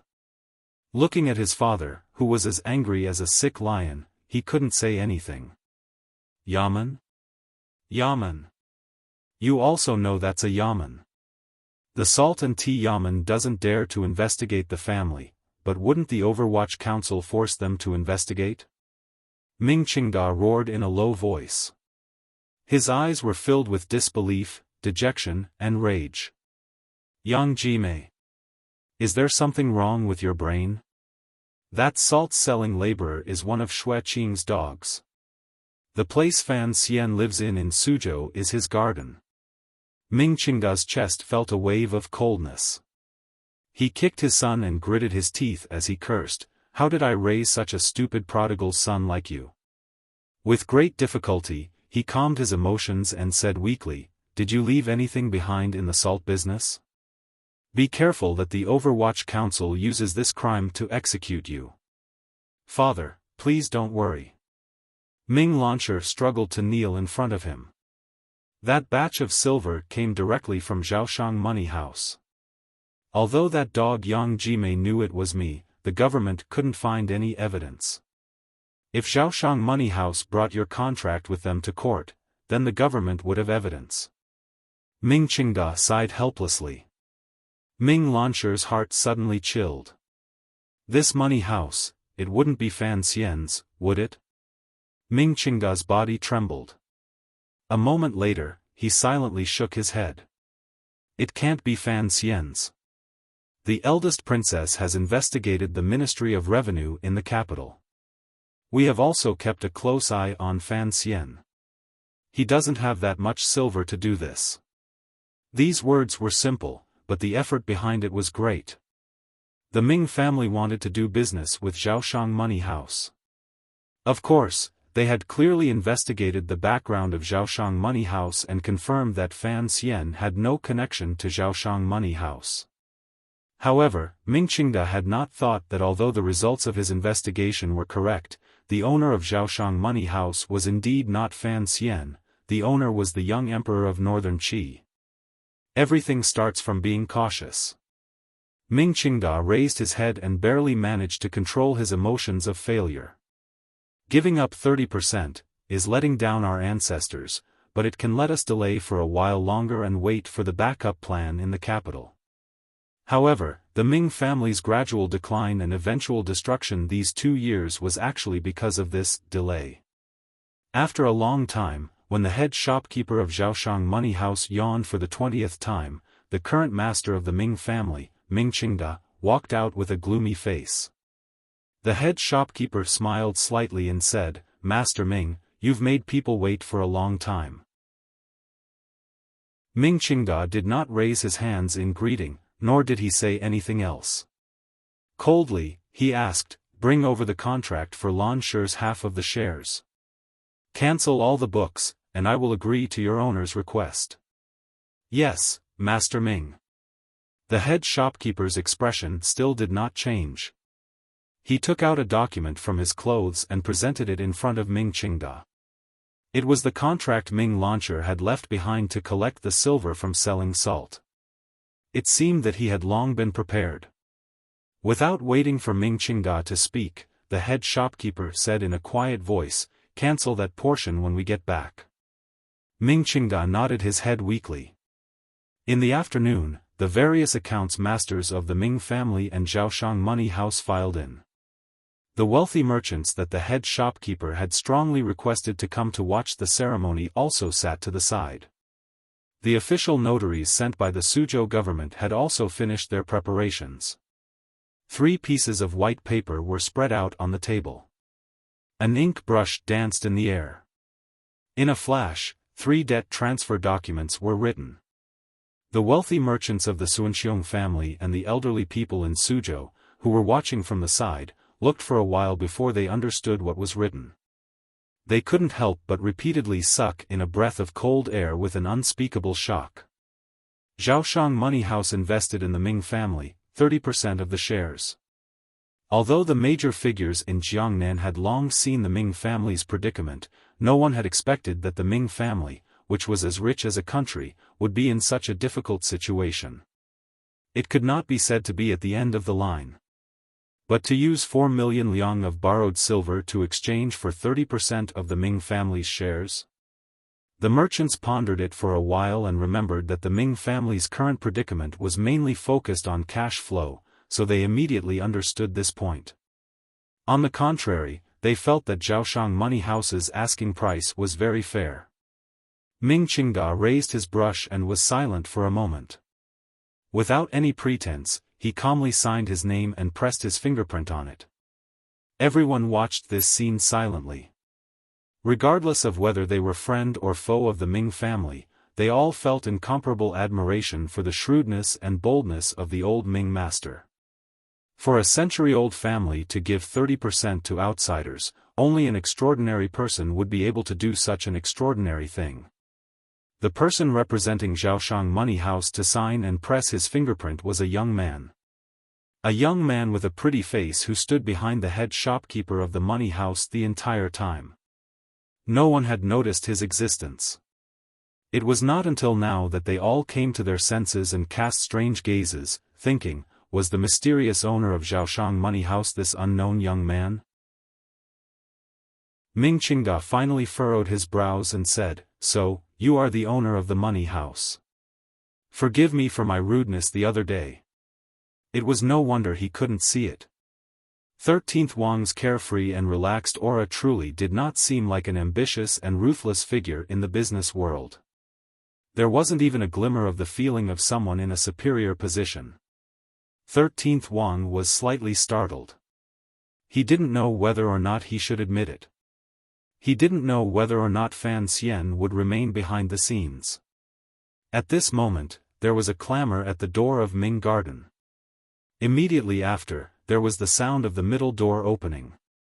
Immediately after, the second door opened again, and the third door opened. The clamor traveled directly into the hall where the signing was being done.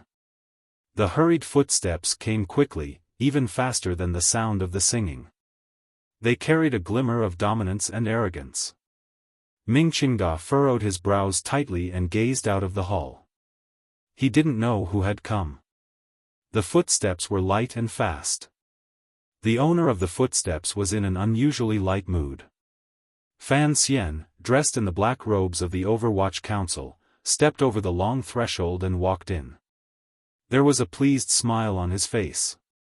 Behind him followed Hong Chongqing and the other Overwatch Council officials, as well as Xia Qifei, the seventh young master of the Ming family.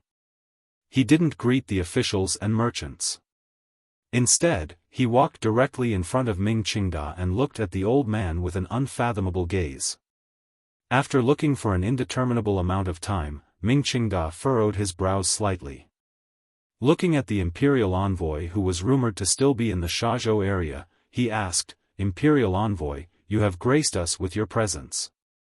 Fan Xian smiled slightly and said, "How could I not come to such a grand event, particularly since I still have to say thank you to the old Ming master." "Thank you?" Ming Qingda's heart trembled slightly. "Thank you for your 30% share." He moved closer to Ming Qingda's ear and used a voice only he could hear to quietly say, "Xiaofan Money House is mine." Ming Qingda furrowed his brows slightly and wondered if he had heard incorrectly. Fan Xian looked at the documents on the table where the ink had not yet dried. A happy smile bloomed at the corners of his lips. He had painstakingly planned for a year and endured silently for a year. Finally, he had seen results today. How could he not be happy? Although he knew that revealing his identity would make it impossible for Xiaoshang Money House to hide from the eyes of the court, this was something that would happen sooner or later. He also needed to use this limelight to let the little northern Qi emperor earn enough and stop. Although under the emperor's gaze, Fan Xian might have to bear a loss of over 1,000,000 liang of silver, he did not care about this. The Ming family that had roamed Jiangnan for 100 years, dominated the court and the Jianghu, and controlled the lives and deaths of countless commoners, had changed owners today. How could Fan Xian miss such a grand show? Spending 1,000,000 liang of silver to buy a theater ticket to be able to see this scene with his own eyes was truly worth it. He looked at Ming Qingda, whose expression changed endlessly. He narrowed his eyes and thought naughtily that if the old Ming master suddenly fainted, then this theater ticket would be even more worth it. It was as if the heavens had heard his thoughts. Ming Qingda looked at the head shopkeeper of Xiaoshang Money House standing behind Fan Xian and watched as the young man handed the contract into Fan Xian's hand. He finally understood everything. However, he still could not understand. The Ministry of Revenue could not have emptied the national treasury. Where did Fan Xian get so much silver to start a money house? Ming Qingda's entire body trembled. His eyes were slightly red. His throat made a gurgling sound, but he could not speak. His blood and qi attacked his heart. His body straightened and then collapsed. Chapter 497. Let me say a few words before I write. With the arrival of the disaster, the situation in Wenchuan may be better than I thought yesterday, but I have finally confirmed that the epicenter of the earthquake is near Yingxiu. Of course, I am completely fine in Hubei. I am just very worried over there and my emotions are very unstable. Many people know my feelings for Yingxiu. At the turn of the century, I lived there for half a year. Even now, I cannot forget the town and its amiable people. Today, at noon, I finally received news that the army had broken into Wuxia. In that instant, my feelings were complicated. The rims of a man's eyes immediately became wet. There is a brother called Gao Yuanjing. At this time, he should still be in the futong factory. For some reason, he put his hands together and prayed, hoping that everything is safe, hoping that Wuxia can turn misfortune into fortune, hoping that Wenchuan can bring people another pleasant surprise, hoping that the people suffering in the disaster area will suffer less. Sichuan is safe, the entire country is safe, everyone is safe. A book friend suggested a donation. Please choose your own way to express your love. The Red Cross donation channel is very easy to find, so I won't go into detail. Here, I wish the book friends in Sichuan and their families good health. In the near future, if there are willing friends, please go donate your blood and help those who are injured. Thank you. The laughter did not continue for long before it stopped. Fan Xian suddenly realized that he had been too proud and arrogant. It was not a good sign. The unconscious Ming Qingda also woke up. The large robe under the silk and cotton coat moved without any wind. His fists were tightly clenched. His eyes were slightly red as he stared fiercely at Fan Xian's face. The laughter stopped, and the unconscious person woke up. It was as if the earlier scene had not happened. In reality, everyone knew that 30% of the Ming family's shares had already fallen into Fan Xian's hands. If it was only 30%, it was still far from enough. Ming Qingda looked at Xia Qifei standing behind Fan Xian and thought of the 10% in his hands. He then thought of the fourth master of the Ming family, who was gradually distancing himself from the family. His heart grew colder and colder, but he still held a glimmer of hope. "See the guest out," the old man said tiredly and weakly as he glanced at the documents in Fan Xian's hands. Fan Xian did not move. He narrowed his eyes and looked at the beautiful buildings in Ming Garden with a face full of admiration. It was as if this garden had already become his. Ming Qingda's expression changed again. Xia Qifei flashed out from behind Fan Xian and glanced at his brother. In a quiet voice, he said, "See the guest out." It was the same two words of farewell, but they came from two people's lips. This represented the ownership of the Ming family and the identity of the master of the Ming family. Xia Qifei had already formally stood out and began to challenge Ming Qingda. The guests in the hall knew that today's matter had blown up. Furthermore, they didn't know what would happen next or what the old Ming master would do in his anger. In order to protect themselves, everyone quickly broke away and left. They didn't even care about etiquette. Including the Suzhou government officials who were witnesses, they quickly bowed to Fan Xian and fled the garden. The hall immediately fell silent. The people left included Fan Xian's people, as well as the men of the two branches of the Ming family. Although there were many people, they knew they were about to reveal their cards, so no one dared to make a sound. Ming Qingda glanced at Fan Xian coldly and took out a contract from his clothes. He slowly tore it apart. "Why don't you be shameless and take Launcher's 5% share as well?" Fan Xian glanced at him and shook his head. "I am an official of the court, not a merchant. Why would I want your son's shares?" He walked to the back of his group and sat down in a chair. He didn't say anything more. He only quietly admired this scene. He had rushed to Suzhou today to see this great show. He also wanted to support Xia Qifei. The Ming family had been in Jiangnan for a long time and had thousands of private soldiers under their control. If they really wanted to do something big, Xia Qifei's Jiangnan water bandits might not be able to stand up to them. Xia Qifei stood in front of Ming Qingda and smiled slightly. The owner of Zhaoshang Money House had written a letter ahead of time saying that the 30% of shares in his hands was for me to speak for. Last year, the Suzhou government ordered you to compensate me according to your discretion. You were generous and gifted me 10% of the shares. I am eternally grateful. In the future, when you die in Ming Garden, I will definitely serve you with all my heart. With his son's support, Ming Qingda barely managed to stand in the hall. He glanced at the Ming clan men behind him and a wretched smile rose to his face. Looks like a number of people have secretly thrown themselves to your side. Otherwise, you wouldn't speak with such confidence. Speaking of which, during this year, the Ming family's energy has been used to deal with Sir Fan Jr. and neglected you. After these words were said, the expressions of the Ming clan men were complicated. Those who had already secretly thrown themselves at Xia Qifei were ashamed, while those who did not know the inside story were shocked. Only the fourth Ming master looked at the sky with an indescribable indifference. Ming Qingda took a deep breath.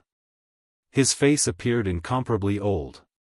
He knew that since the other party dared to steal the position of master of the Ming family, he must have complete confidence.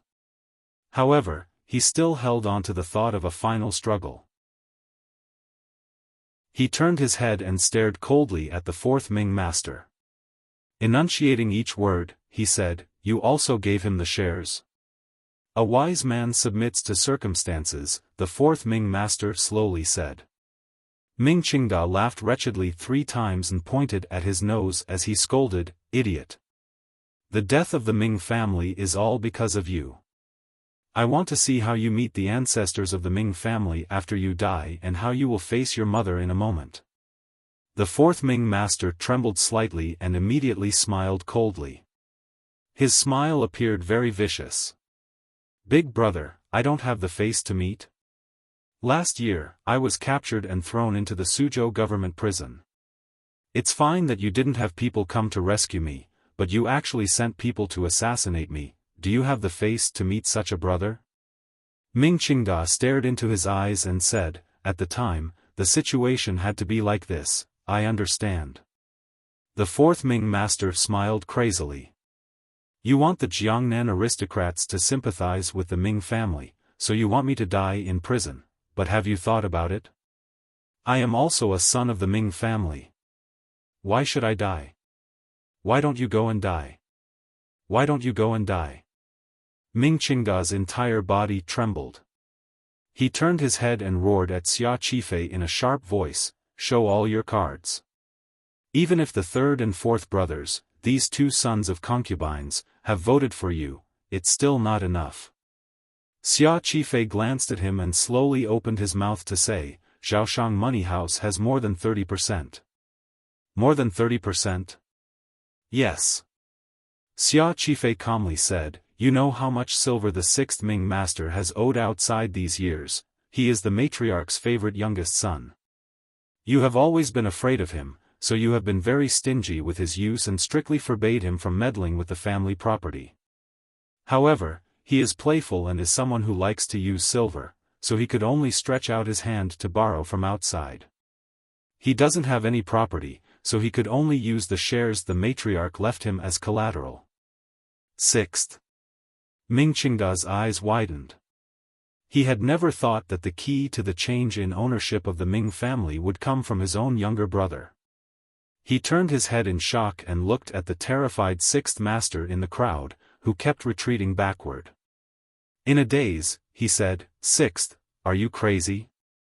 At this moment, the 6th master's face was mournful. He half curled up and hid behind the crowd, avoiding his elder brother's murderous gaze.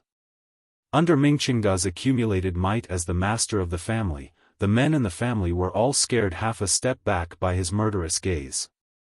"It's not that he's crazy, it's that everyone in the Ming family has gone crazy," Xia Qifei said coldly. Xia Qifei said coldly, "Look at this garden. The people inside all have their own thoughts and are full of evil tricks. Including me, everyone with the surname Ming is born with selfishness and indifference.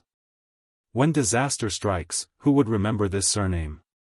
When all is said and done, the cause of the Ming family's defeat is still you.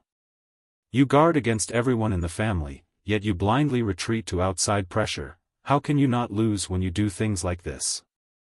There was silence in the hall. Ming Qingda suddenly laughed, but his laughter was filled with unspeakable despair and anger. He pointed at Xia Qifei and said, "Do you think that just because you have more than 50% of the shares, you can speak in the Ming family?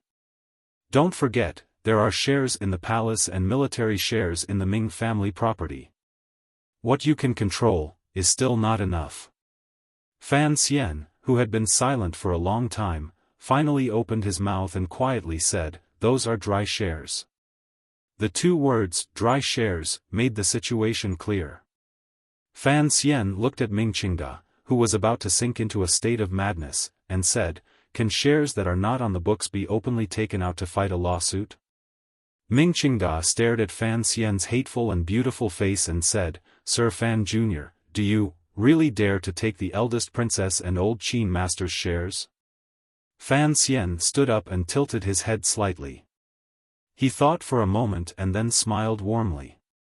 "If I don't dare to take it, then what am I doing here today?" In a quiet and secluded little courtyard in Ming Garden, Ming Qingda sat alone in front of a desk. His face no longer had much luster. It was like a copper lamp that had been boiled dry of oil. He was unspeakably haggard. This afternoon, Xia Qifei had used the shares in his hands to chase him down from his position as the master of the Ming family. At the same time, under the double notarization, or surveillance, of Jiangnan Road and the Overwatch Council, all of the account books had been sealed. All of the people in the garden had been completely changed. The previous master of the Ming family, Ming Qingda, who had endured silently for a year, could not even send out his orders. Although it had only been half a day, he knew that once he sank into this situation, it was only a matter of time before he was forgotten by the people of the Ming family and Jiangnan. Why does Fan Xian dare to do this? The old man could not understand it no matter how he thought about it. The deep wrinkles on his forehead were the color of dead ash. He muttered to himself, "The eldest princess will help me. Don't you think so?" He asked blankly. A glimmer of fear also appeared on the concubine's face. She had originally been the eldest princess' personal serving girl and had been sent to the Jiangnan Ming family. One reason was to monitor and the other was to be in charge of communication. Last year, when Ming Qingda strangled his own mother, it was through this old Ming matriarch serving girl that he had obtained the approval of the palace. "I don't know, there has been no reply from the palace. Could something have happened?" Ming Qingda smiled bitterly. No wonder Fan Xian is so confident. He knew long ago that the palace would not be able to help us. If even the eldest princess is in trouble, then I am just a fat piece of meat in his mouth that he can eat at any time. For him to have come up with so many tricks, it can be said that he thinks highly of me. It's not that he thinks highly of you. Fan Xian led Xia Qifei in as he pushed open the door. Rubbing his slightly cold hands, he sat across from Ming Qingda and said, "From the beginning, you and I both knew that it would be too easy for the court to destroy the Ming family. The problem is, the court does not want to destroy you." Ming Qingda glanced at him. What the emperor wants is an intact Ming family, not a Ming family on the verge of bankruptcy, on its last breaths, and finally broken up and dead. "Thus, it is indeed not easy to eat you," Fan Xian said. "Furthermore, it is best if this matter can be resolved peacefully so as not to cause too many deaths and disrupt the lives of the people in Jiangnan. You know that the Ming family is a giant beast. It is not easy to tame it." He continued, "I gave you a chance, but you didn't take it." Ming Qingda took 2 heavy breaths and said, "What will you do next?" "You have to know that I still have nearly half of the shares in my hands. From now on, you no longer have the right to speak in the Ming family," Fan Xian said. "From today onwards, Xia Qifei will be in charge of the Ming family." Chapter 498. Life has to continue. I will not say much in the book about praying for the people in the disaster area. Thank you, everyone. He continued, as the master of the Ming family, naturally, I have to cooperate with the court in handling the case. As for any of the children in the family who have done illegal things, I have to hand them all over. Launcher. Ming Qingda stood up in fear. Correct, Ming Launcher has already been summoned to the yamen of the Suzhou government to explain the illicit salt matter. Xia Qifei stared into Ming Qingda's eyes. As for the matter of someone pretending to be a pirate, I trust it will be clear before long. Ming Qingda took a few breaths and said, do you know that if this continues, the Ming family will truly be finished? Even if mother and I have once mistreated you, you are, after all, father's youngest son, and your surname is Ming. Are you going to watch as the Ming family is destroyed in your hands? He roared. Relax. Fan Xian raised his eyelids slightly and said, the court has no interest in business. I also understand that if the government interferes too much in this kind of business, it will only turn a golden basin into a toilet bowl. Last year, I already admonished the emperor. The court will not directly interfere with Ming Garden. Ming Garden will still be the Ming family's Ming Garden. However, this Ming Garden will be much more obedient. He spread out his hands and calmly said, I will have the Palace Treasury Transport Company cooperate fully with the Ming family. In less than a year, you will certainly see a prosperous, an even more prosperous Ming family. Ming Qingda trembled and sat down weakly. In this incident that had lasted for an entire year, the Qing Kingdom's officials, or more accurately, Fan Xian, had successfully gained control of the Ming family. Most importantly, the change of ownership of Ming Garden did not have much of the shadow of the government. Xia Qifei was the seventh son of the Ming family. It was perfectly justifiable for him to enter Ming Garden. Furthermore, all of his methods were business tricks. It would be much easier for the people of Jiangnan to accept. At least, there would not be many scholars and gentry marching through the Suzhou government saying that the Overwatch Council had forcefully seized the people's property. The people's property was still the people's property. However, the owner of this property was now Xia Qifei, a secret official of the Overwatch Council. Fan Xian shook his head and said, during this year, both you and I have not been comfortable. Now that there is a conclusion, both you and I can be considered free. Although Milord is a person who likes to humiliate others, I'm sure that you're not here just to show off your achievements. Ming Qingda interrupted his words and stared into his eyes. Presumably, you will slowly use these people to prop me up, but you can't tie me up in the garden. I can always go out. That is what I wanted to say. Fan Xian enunciated each word clearly. You cannot leave the garden. Ming Qingda smiled coldly and said, based on what? I am here by imperial edict to investigate the case of the Jiaozhou Navy's rebellion. Master Ming is a witness involved in the case.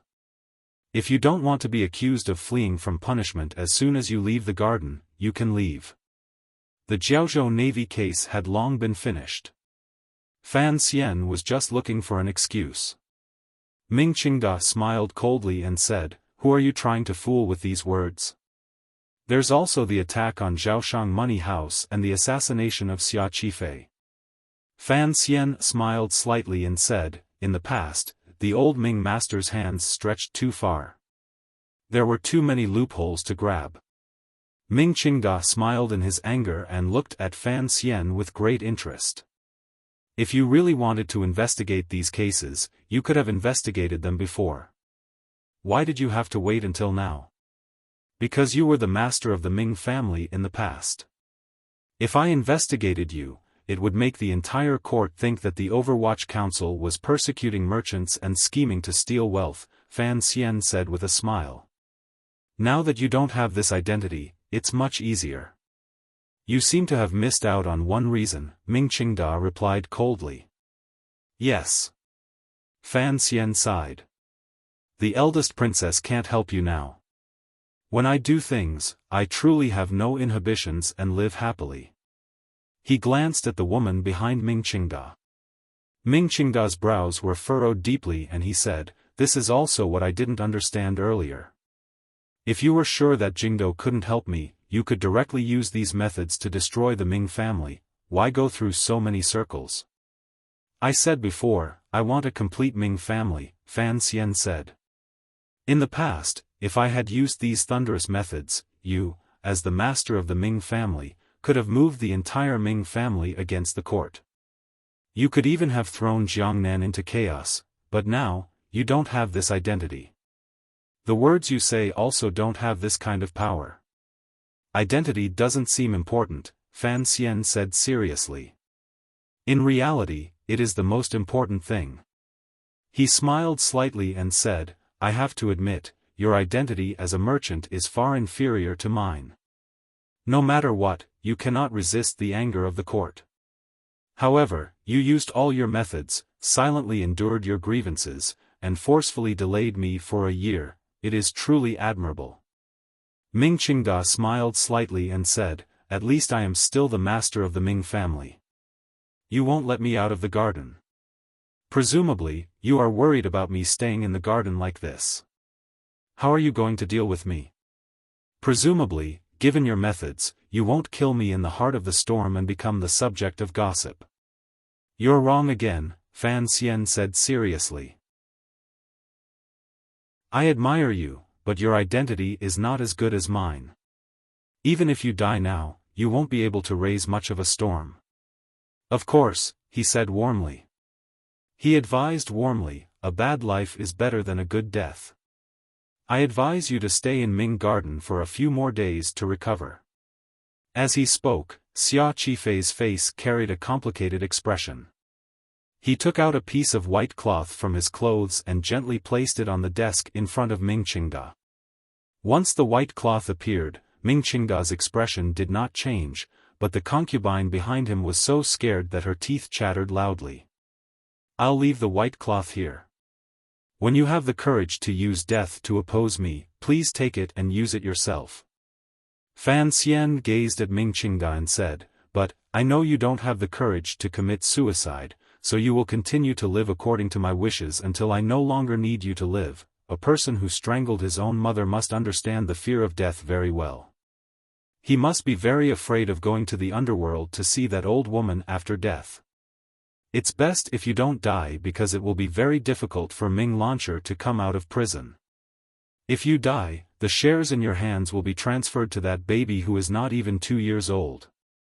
Fan Xian furrowed his brows and said, you know, for a child to have so much money, it is not a good thing. After saying this, he turned and left the study. Behind him, Xia Qifei carefully closed the study door without leaving a crack. The study once again sank into darkness. Ming Qingda stared at the white cloth on the desk and was silent and speechless. After a long time, he slowly said, what a vicious wolf cub. The Ming Garden's defenses had already been emptied and replaced by the Overwatch Council. This beautiful garden sank into a quiet and uneasy atmosphere. Strangers could be seen everywhere. Now that Xia Qifei was in charge and he had Ming Garden make changes, not many people in the clan dared to oppose his orders. Ming Garden's private soldiers have already been disarmed by the provincial soldiers Sir Xueqing sent. After Xia Qifei received the news, he immediately went to Fan Xian's ear and said, Ming Qingda's power has already been emptied. Are there any problems? Over 40 people died. Remember Sir Xue's favor. Fan Xian lowered his head and was silent for a moment.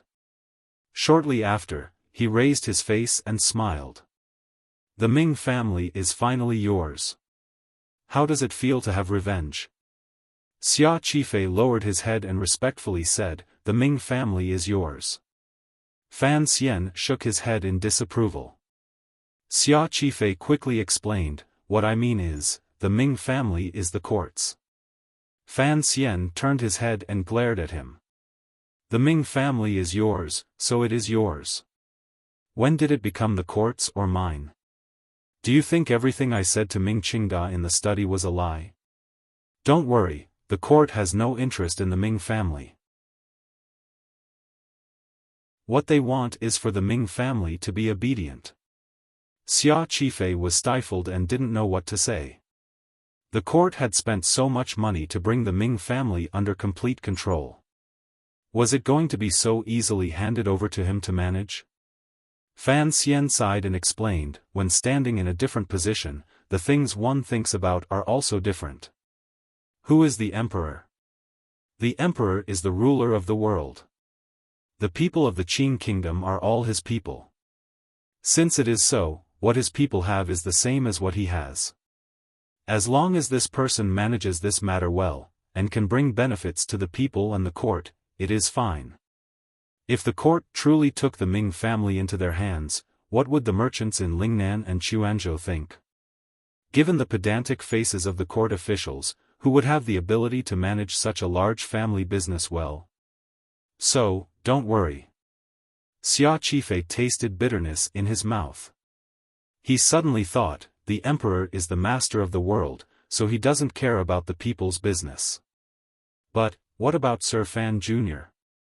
Why is he willing to not benefit from the Ming family? Fan Xian's words interrupted his thoughts. I asked you earlier, how does it feel to have revenge? Xia Qifei shook his head in a daze. Walking in Ming Garden as the master, I don't feel anything, because this garden is very unfamiliar. I always thought that after growing up here when I was young, if I came back and regained power, I would be very happy. But for some reason, I just can't feel too happy. That's how it is for revenge. Fan Xian paused for a moment and then said, once a great hatred is avenged, you will feel that things are very boring. Xia Qifei suddenly thought of something and carefully asked, actually, my thoughts are similar to Ming Qingda's. Looking at what happened today, and looking at your arrangements this year, it seems you have been too careful. Peaceful evolution has always been a long process, Fan Xian smiled and said. Stability is more important than everything. A peaceful transition is the right path. I am only running errands for the emperor. The emperor has requested that there be no bloodshed, so I can only do so. He then smiled bitterly and said, besides, in the past, Ming Qingda had the help of the eldest princess and princes, as well as the support of the military. How could I be as impudent as I am now? Speaking of the eldest princess, Xia Qifei furrowed his brows and asked, what exactly do we do with that percentage of shares? Wipe it all off. In any case, it's just some things on paper and no real goods, Fan Xian instructed. Make a chart. I'm going to send it into the palace. Xia Qifei suddenly smiled bitterly. This time, we've offended the eldest princess badly. I wonder how that noble will retaliate. Fan Xian smiled and didn't say anything. In his heart, he was thinking that he had already offended the eldest princess to the extreme. As for retaliating, that noble did not have the time to think about such things. He waved his hand at Xia Qifei. These two illegitimate children began to wander through the Ming garden, which had changed owners. Along the way, they quietly talked about the latter part of the story and admired the beautiful scenery of one of the three famous gardens in the world. Both the environment and the soul became wonderful. In the depths of the royal palace in Jingdou, a certain rumor had begun to spread a month ago. As long as it was a place where nobles gathered, the servants who served them always liked to gossip, tell old stories, and talk about the dark gossip of the nobles.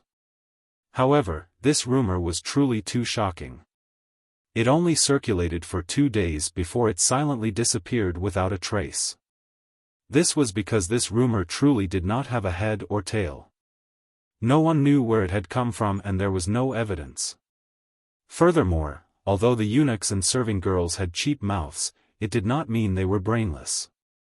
They knew that if it continued to spread and reached the ears of the nobles, then their little lives would certainly be gone. Rumors and gossip were a necessary ingredient in the life of the royal palace. Most of them would disappear into people's memories. No matter how sensational a topic was, without a follow-up explosion, it could not maintain its freshness for too long. The number one topic of the year in the royal palace also naturally disappeared like this. However, some people did not forget, particularly the most suspicious and sensitive people. On a certain night, they were still discussing this topic. Eunuch Yao quietly said, the little bastards' mouths are all very cheap. I know what to do. Chapter 499. Many people, including Gao Yuanjing, who was mentioned the day before yesterday, are safe. Temporarily, there is no news of my classmate. I believe he will also be safe. Best wishes to those trapped in the disaster area. Originally, I didn't want to say much yesterday. But, seeing a NC in the book review section, I still had the urge to slap him. However, it was better to pay less attention to this kind of clown. Readers, live well and continue to live happily. I believe that sometimes, peace is also a kind of power. It was already late at night, and the royal study was completely silent. The Qing emperor was diligent in government affairs, so he had less favor for the back palace. Tonight, he did not sleep in the back palace but slept directly in the royal study many times. Thus, the eunuchs had long prepared all the necessary tools. A light breeze crept in through the window. It clearly could not blow in through the glass, but for some reason, it still made the light in the room dim. Yes, I heard that she stole a piece of Shuiqing jade that the empress wore when she was young. After being interrogated for a while, she couldn't deny it and found an opportunity to commit suicide. Eunuch Yao very simply and clearly told the emperor the whole story he knew and did not add another word. Shuiqing jade? The emperor furrowed his brows and seemed to be thinking about this item. After a moment, he smiled and said, I remember. That was something the empress wore when she was young. I remember that father gave it to her family after he arranged the marriage. At that time, father seemed to have just ascended the throne not long ago. The palace was very chaotic, and this item was not of high quality. But, when she was young, the empress liked it very much and always wore it. He furrowed his brows and pulled himself out of this rare warm memory. Indifferently, he said, I remember that it was a cloud pattern on it. Eunuch Yao remained silent. He didn't know what the emperor's mood was. Although the empress liked it, she would not go so far as to beat a serving girl to death over such a small thing. A cold smile rose to the corners of the emperor's lips. Isn't she known as the most benevolent mistress in the palace? Virtuous and kind, she has always played the role well. How could she fail in such a small matter? Eunuch Yao had clearly said that the serving girl had committed suicide out of shame, but the emperor had directly said to beat her to death. Each person in the palace was smarter than the last. Everyone knew what the truth was, that these names were used to hide. Investigate what is going on in secret. The emperor picked up the memorial again and regained his composure. The royal palace had long recovered its seemingly eternal peace. No one would have thought that Eunuch Yao was leading a few old eunuchs to investigate something in secret. However, the emperor did not seem to pay too much attention to this matter and did not ask for follow-up news for several days. Another night, Eunuch Yao respectfully reported, there is no problem with the palace maid's death.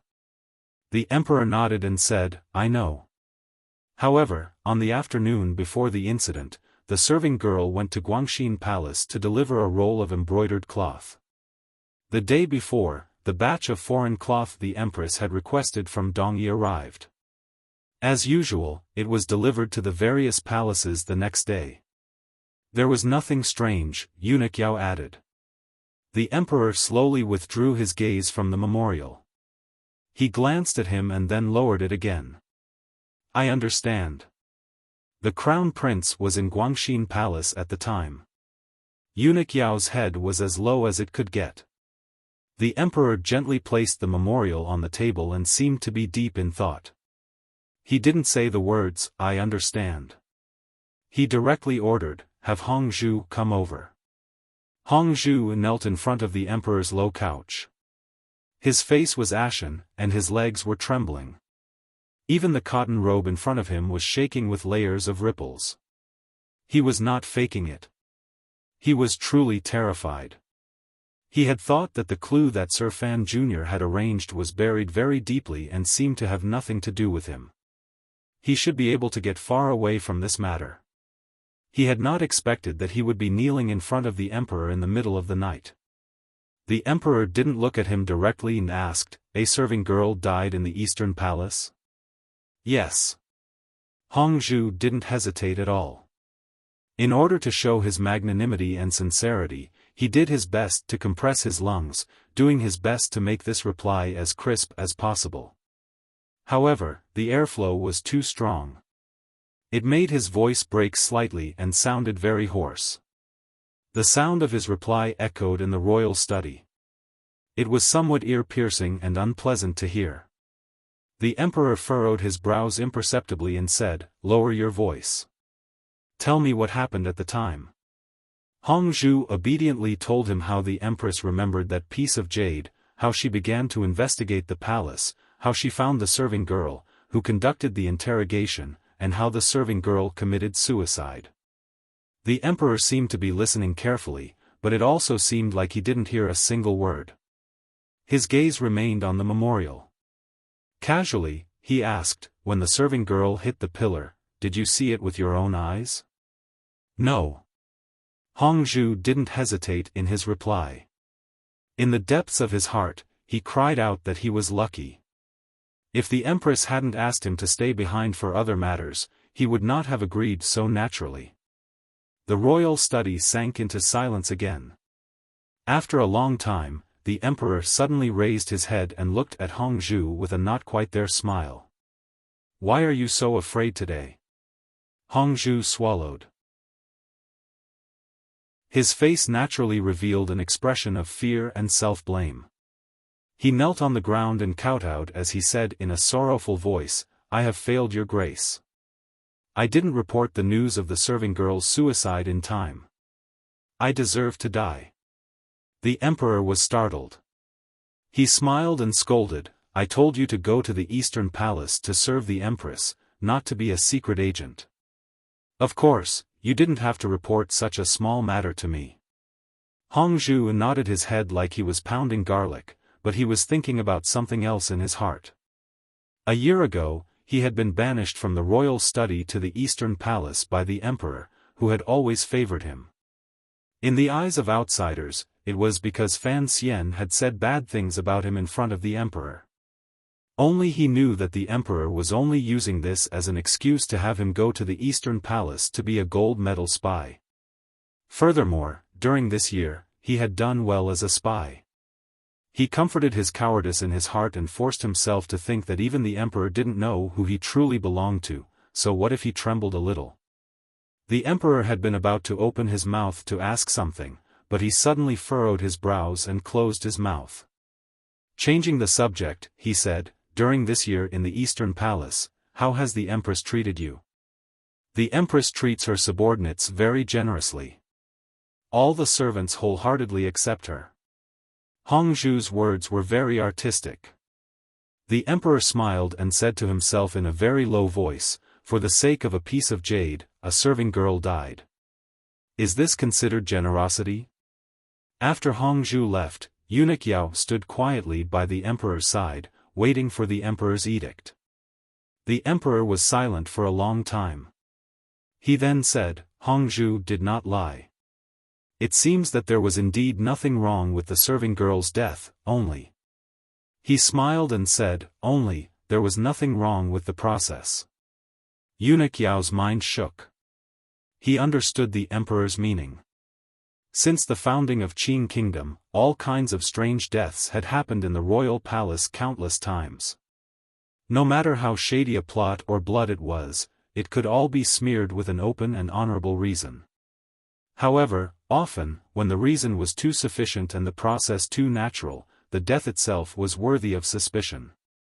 "There are some things that I do not believe." "Don't remember them," the emperor said calmly. Eunuch Yao knelt down. "Have Eunuch Hong come?" In his hidden fear, Eunuch Yao did not hear the emperor's words clearly. He unconsciously replied, "Eunuch Hong went out just now." The emperor furrowed his brows and showed some displeasure. Eunuch Yao immediately woke up. Holding the front of his robe, he ran out the door.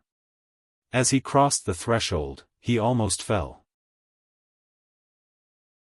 Ever since Fan Xian's 300 poems had caused a commotion at the banquet, which was also the first time an assassin had infiltrated the royal palace in nearly a decade, Eunuch Hong, who had stayed in the royal palace since the founding of the country, had become increasingly silent and low-key. He was only willing to bask in the sun outside Hongguang Palace every day. No one in the palace or court dared to underestimate him. On the contrary, because of his silence, they increasingly felt that this old eunuch was unfathomable. Even Hong Zhu, the popular person in the palace, had his current position because of him. Even the Empress Dowager and Emperor maintained a certain level of courtesy toward this old eunuch. Today, the Emperor directly called him by his name and said, "Hong Xiang, what do you think?"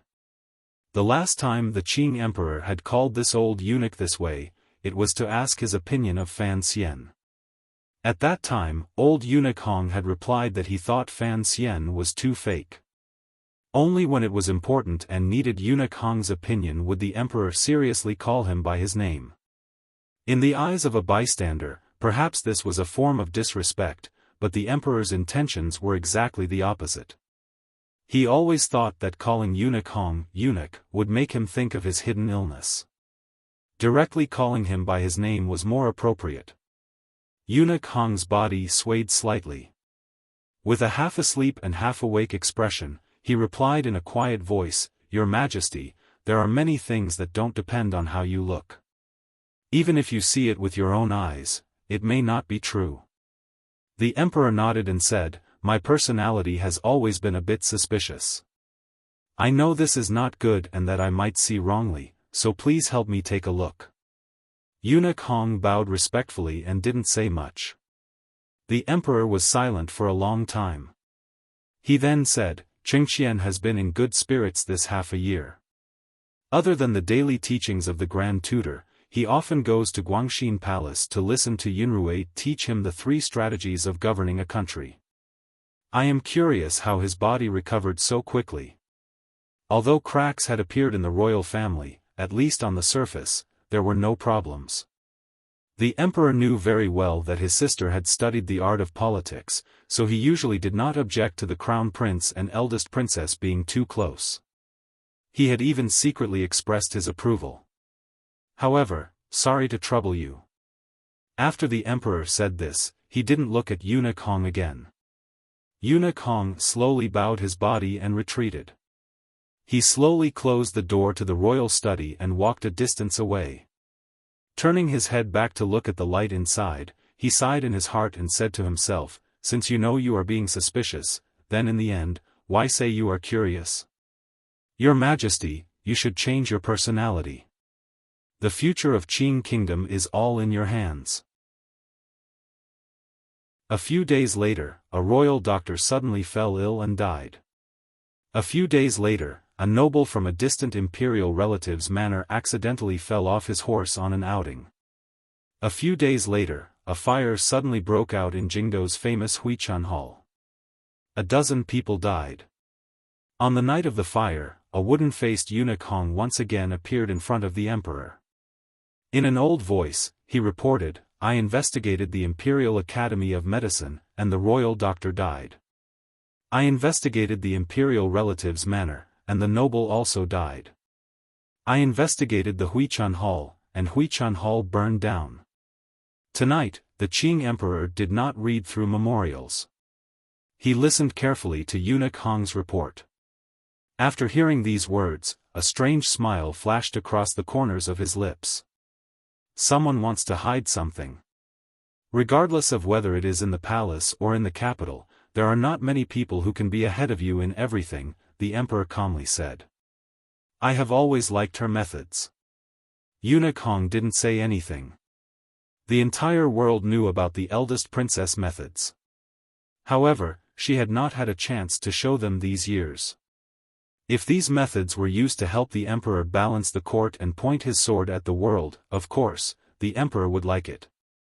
If they were used to destroy traces and deceive the emperor, of course, the emperor would not like it. Eunuch Hong took out a pill from his clothes and handed it over. I only managed to get one pill. The emperor used his finger to gently play with it. With a little force, the pill completely shattered. A strange fragrance assailed his nostrils. His eyes were cold as he said, "It is indeed a good pill." Eunuch Hong calmly said, "It could be framing." "So, everything has to be seen with one's own eyes," the emperor said. "Rest first. No matter what happens in the end, don't tell mother." Eunuch Hong made a sound of acknowledgement and left. He knew that even with his status, there were still many things in the palace that he could not see. A light wind blew through the buildings in the royal palace. In a garden not far from Guangxin Palace, the yellow-robed Qing emperor flashed out from behind a tree. He lowered his head slightly and felt that it was strange. Hong Xiang had clearly made such a big ruckus, why didn't she restrain herself? However, this glimmer of doubt had long been shattered by the anger and sense of absurdity in his heart. The emperor's eyes were filled with an emotion of failure, disappointment, and absent-mindedness. The middle-aged man did not return to his bedroom. He continued to rest in the royal study. That night, he thought for a long time. He then asked Eunuch Yao, who was serving beside him, a strange question: "Will Hongzhu know something?" Eunuch Yao shook his head nervously and tried to persuade him. He had to protect Hongzhu's life under the emperor's hidden rage. Only then could he do his best to ensure his own safety. "I want to kill him." The emperor furrowed his brows. "I want to kill everyone in the palace." Then, he calmed down and ordered in an unusually cold tone, "Summon Director Chen into the palace." Eunuch Yao, who was sweating profusely in the winter, quickly left the palace and headed straight for Chen Garden to find his savior. Not long after he left, a loud crash came from the royal study.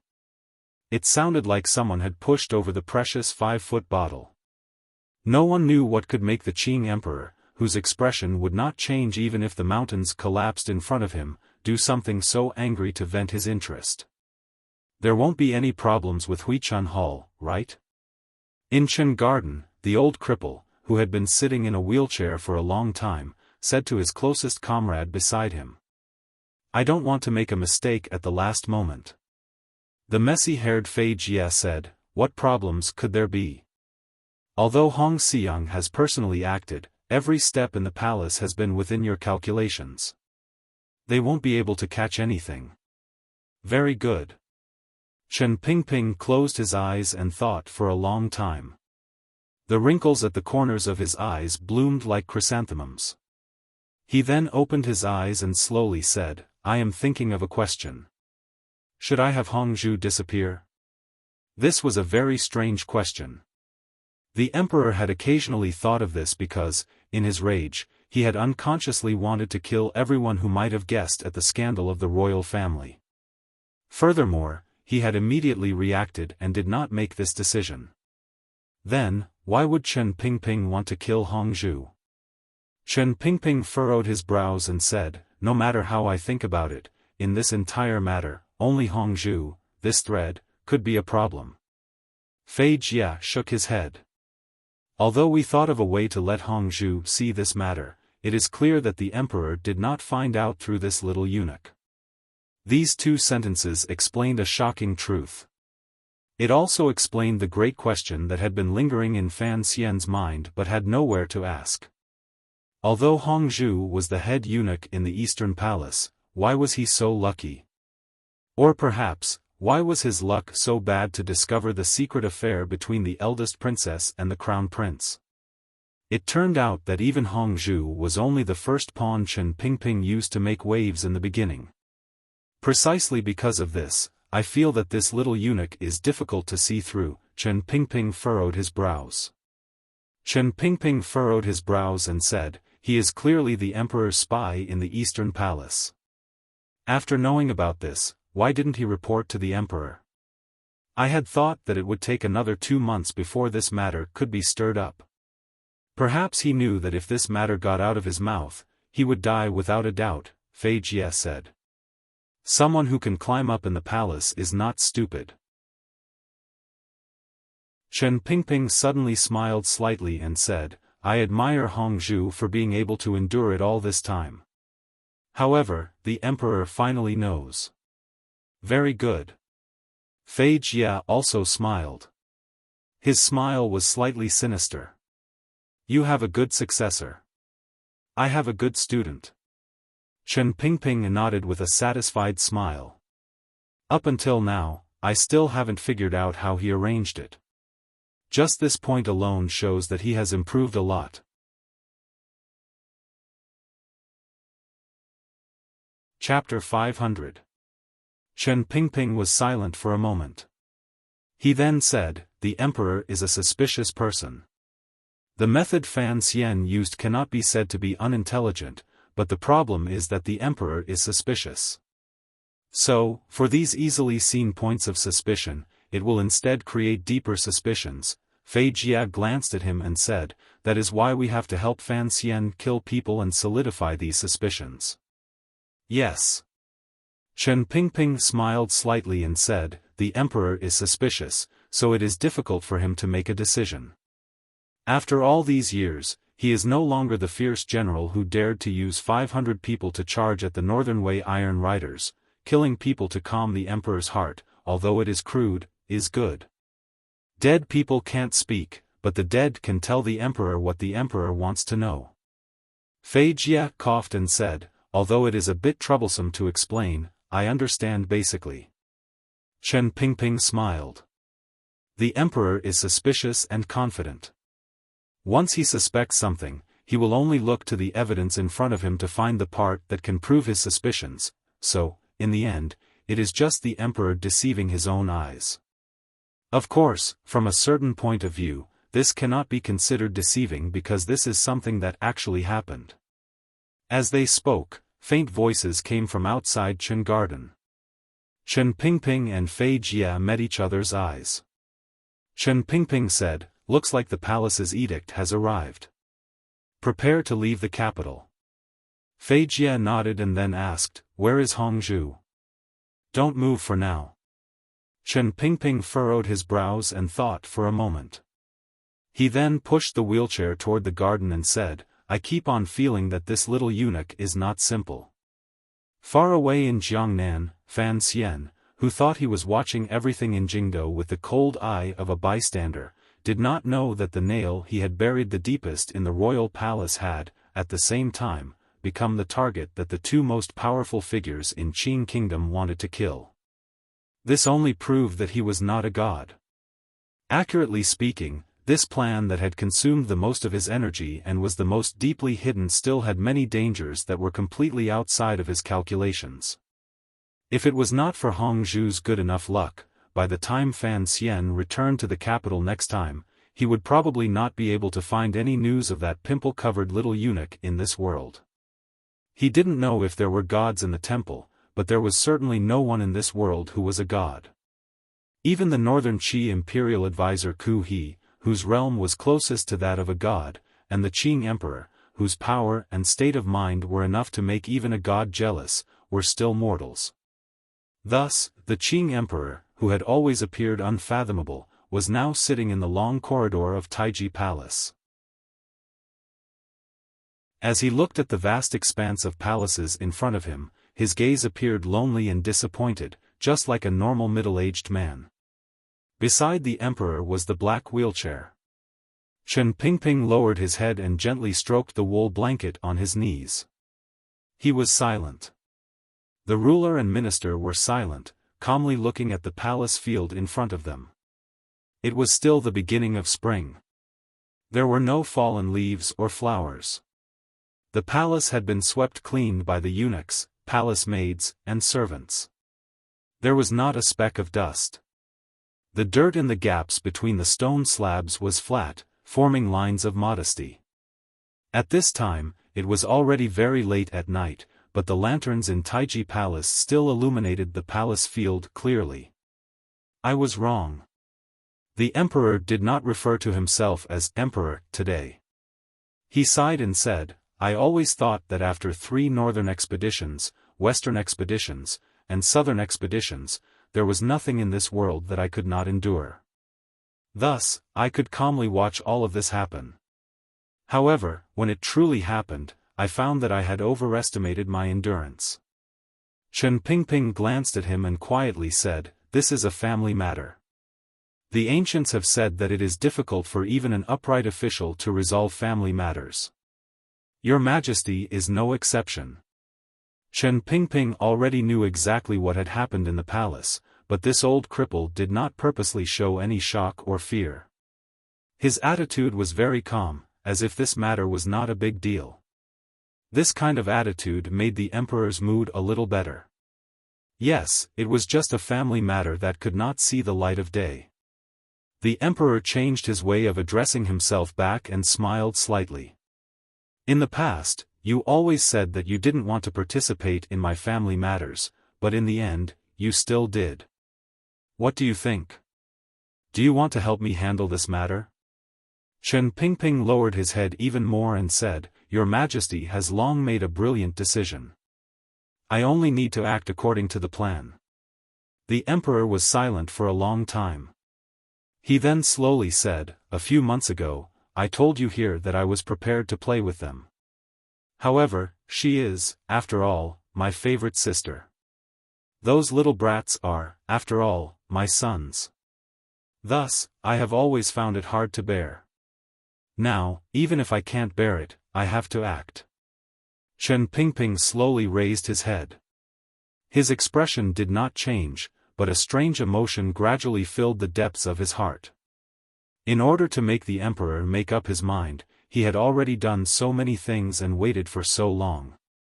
Finally, he had waited for the moment the emperor opened his mouth. "You are outside the palace. I am inside." The Qing emperor slowly closed his eyes. That night, the 13 city gate guards in Jingdo received an order from the palace and an intelligence report approved by the Overwatch Council. The opening of the Jingdo city gates was delayed by an hour. The morning light shone brightly. The villagers preparing to enter the city carried fruits, vegetables, and meat and formed a long line outside the city gates. Their faces were full of confusion and confusion. There was rarely a precedent of delaying the opening of the city gates in Jingdo. According to the reports of the soldiers in front, last night, a Dongyi spy had tried to sneak into the Overwatch Council. Thus, there was a large-scale search going on in Jingdo. In order to prevent the spy from escaping the city, the 13 city gate guards were heavily guarded. The commoners immediately calmed down. No one had any more complaints. They only cursed the reckless Dongyi spies in a low voice. In Jingdo, the Overwatch Council, personally overseen by Chen Pingping, had begun to move in the early hours of the morning. The director had been in Chen Garden for a few years. The Overwatch Council was under Fan Xian's direct command. Once he took back the authority of the Overwatch Council, the speed and secrecy of the Overwatch Council's actions immediately returned to a terrifying level. In less than 2 hours, the Overwatch Council had already secretly taken control of 4 manors. The Jingdo garrison did not receive any news. The soldiers on night patrol stared dumbfoundedly at the black-robed Overwatch Council officials busily walking around. They hurriedly reported to their superiors, not knowing what had happened in Jingdo. The thousands of imperial soldiers surrounding the royal palace also did not move. They only quietly guarded the royal palace's gates. The commander of the Jingdo garrison, who had just been promoted by the Qing emperor, was a general who had followed the great prince on the western expedition the year before. Hearing his subordinates report, he randomly put on his clothes and rushed out of the palace. However, he only saw an unusually calm palace with nothing out of the ordinary. The sleepy-eyed eunuch Ho stood behind the imperial soldiers with a group of guards. Coldly, he refused the commander's request to enter the palace to report. Before long, the great prince, who was still sleeping in Prince Heching's manor, also rode in. Even his request to enter the palace was calmly and firmly refused by eunuch Ho. The great prince and the commander of the garrison met each other's eyes. They both saw the unease and wariness in each other's hearts. At this time, the sky had not yet brightened. Dark clouds floated over high in the sky, enveloping Jingdo even darker. The secret agents and officials of the Overwatch Council had all begun to move. However, these two major figures responsible for the Jingdo garrison had no idea what had happened. The commander of the Jingdo garrison carefully glanced at the great prince and said, "Commander, should we go to the Overwatch Council and ask?" In the Western Expedition Army, this commander was the great prince's deputy general, so he was still used to calling him commander. The great prince paused for a moment and then slapped his forehead in annoyance. The Overwatch Council had come out in full force. It must have been an edict from the palace. Furthermore, the person in charge was certainly Director Chen. Other people didn't dare to ask Director Chen face to face, but what was he afraid of? A moment later, the two of them led their guards into the Overwatch Council through the royal palace gates. When they entered the courtyard, they were not stopped. In the garden, they saw the old cripple by the shallow pool. "Director, what happened?" The great prince looked at Chen Pingping and asked straightforwardly. Chen Pingping did not raise his head and said, "It's nothing. Last night, an ace from Dongyi snuck into the council and stole a great deal of valuable intelligence. I entered the capital overnight and went into the palace to ask for help. At this time, I am searching all over the city." The great prince furrowed his brows. He knew that this was a lie. What kind of spy would enter the capital and disturb Chen Pingping?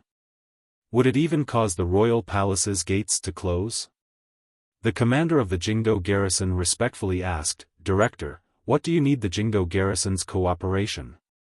"Xiasu." Chen Pingping glanced at the commander of the Jingdo garrison and sighed. "You haven't been in office for long. You have to quickly grasp the Jingdo garrison in your hands. Presently, you only have this position, but you can't even move the soldiers under you. How can you cooperate?" Commander Xiasu's mouth tasted bitter. He knew that Director Chen was speaking the truth. The Jingdo garrison had first been controlled by the Yi family for 20 years. Later, it was managed by the second young master of the Qin family. The Yi and Qin families had stuffed countless trusted aides into the Jingdo garrison. Given the status of these two families in the military, it was indeed too difficult for him, an outsider of the Western Expedition Army, to completely control it. The great prince asked worriedly, "Uncle Chen, tell me the truth. Is the matter big? Why are the palace gates closed?" "It's a small matter," Chen Pingping calmly said. "I only need an hour. There won't be any problems." "Oh, right." He sat in his wheelchair and said, "The emperor has decreed that today's court meeting will be delayed by an hour. Go to the various manors to prevent Shu Wu and those old fellows waiting outside the palace for too long and cursing." Another hour passed. The great prince was deeply worried, but he knew that before the matter was over, Director Chen would not tell him the truth. In the end, Chen Pingping said, "However, there are a few manors that you don't need to send the message. My people have already gone." The people of the Overwatch Council had already been sent out to the Lotus Pond Square where the commoners lived. With the cooperation of the Jingdo government, they captured a group of ruthless men who were still sleeping. Although the Jianghu people did their best to resist, in the end, after paying the price of a dozen corpses, they had no choice but to lower their heads and be tied with black ropes. Another group of people from the Overwatch Council came to the manors of a few imperial censors and very roughly pressed these imperial censors, who were renowned for their iron bones, to the ground. They had no fear of being swept to the ground and directly escorted them to the Supreme Court. There was a wave of terror and crying in the manors of the imperial censors. Among the Overwatch Council group, a young man with a black hat covering his face furrowed his brows and said to the head of the first bureau, Mu Tai, beside him, Sir Mu, these are, after all, imperial censors. Even the emperor is tolerant of them. Rumor has it that they are not guilty of discussing matters. For you to randomly arrest them like this, are you not afraid that it will damage the emperor's clean reputation? Sir you are now the imperial censor, Mu Tai said respectfully. As for how to deal with the aftermath, it will all be up to you. This person was He Zongwei, the imperial censor the Qing emperor had inserted into the Overwatch Council during the last change of blood. No one knew what Chen Pingping was thinking to have him follow the Overwatch Council and participate in the operation against the imperial censor. He Zongwei huffed coldly. He knew that if he appeared after daybreak and cooperated with the Overwatch Council to throw this group of imperial censors into prison, his reputation would be completely ruined. However, he was also a clever person. He knew that the early morning operation was the palace's idea. He gradually realized that this was the only power the emperor could rely on to wipe out the eldest princess. Thus, he didn't dare have any objections. He was only confused. Jingdo had been peaceful for a while. Why would the emperor suddenly not tolerate the eldest princess? The third Overwatch Council group was currently in the Yen Manor. With a cold expression, Yan Bingyun held the council order in his hand and looked at Yan Hangshu kneeling in front of him. Slowly and firmly, he read out the crimes of the Minister of Appointments Yan Hangshu. Each and every one of them was a heinous crime that struck deeply into people's hearts. Yan Hangshu, whose clothes were disheveled, knelt on the ground. When he heard these charges, his body became weak. He knew that if it was not a critical moment, the emperor would not use these charges to punish him, a minister. Since these charges were thrown out, it meant that the emperor really wanted to kill him. Why? There was only one reason. These years, he had been too close to the eldest princess. Yan Hangshu thought sorrowfully in his heart, but he still wailed in despair, I want to see the emperor's order. I want to see the order. The Overwatch Council does not have an order. You cannot interrogate third-level officials. Yan Bingyun glanced at him and shook his head. He took out the order and waved it in front of his eyes. Yan Hangshu, the dignified minister of the Ministry of Appointments, felt his vision darken. He had actually fainted from the shock of this letter. There were still a few more groups of Overwatch Council officials moving. Because the time they chose was early in the morning, when everything was quiet, most of the Jingdo officials and elders were asleep, so the operation proceeded smoothly. In less than an hour, most of the officials in Jingdo who were too deeply involved with the eldest princess had been invited back to the Overwatch Council Celestial Prison or the Supreme Court straw huts. The last group of Overwatch Council officials waited patiently outside a quiet manor. They had already surrounded this manor for a long time and still hadn't moved. They were waiting for reports from various places. This group of officials did not have a leader, nor did they carry an edict with them. There wasn't even a council order personally signed by Chen Pingping. Their composition was the simplest. They were all people of the 6th Bureau. They didn't need to enter the manor to pass on the edict. The edict they received was that once they entered the manor, they were strictly forbidden from talking to anyone in the manor, and they were to kill everyone. On a normal day, the sky should have already begun to brighten. Today, the dark clouds were too thick, and the sky was still dark. With a head of messy hair, Fei Jia walked out from the corner of the street beside the manor. He nodded to the 6th Bureau assassins surrounding the manor and left. The 6th Bureau assassins swarmed in, but they didn't meet any resistance. They knew that this manor hid the eldest princess' most powerful martial power, most secret intelligence, most trusted confidants, and yet, there was no resistance. All of the Xinyang aces were still asleep when they were knocked unconscious by the poison Fei Jia had laid down. Occasionally, a few aces with profound internal strength would immediately return to the underworld under the 6th Bureau swordsman's knives and swords and fall into an eternal slumber. The first courtyard of the manor was filled with dead people. The chief strategist of Xinyang, Huang Yi, looked at the 6th Bureau swordsman charging through the door with a face full of despair. A few days ago, this strategist had been nearly killed by Fan Xian's poison. Now, he had been poisoned by Fan Xian's teacher again. He had long since lost any chance to retaliate. He just couldn't accept it. His mind hadn't been of sufficient use. In the history of the Qin kingdom, he hadn't left a single trace, yet he was going to die. An ice-cold sword cut off his train of thought and pierced his throat, killing him. Entering the rear courtyard, the 6th Bureau swordsman didn't give the young and beautiful men any chance to beg for mercy. Using great speed, they killed them and then began to take care of the bodies.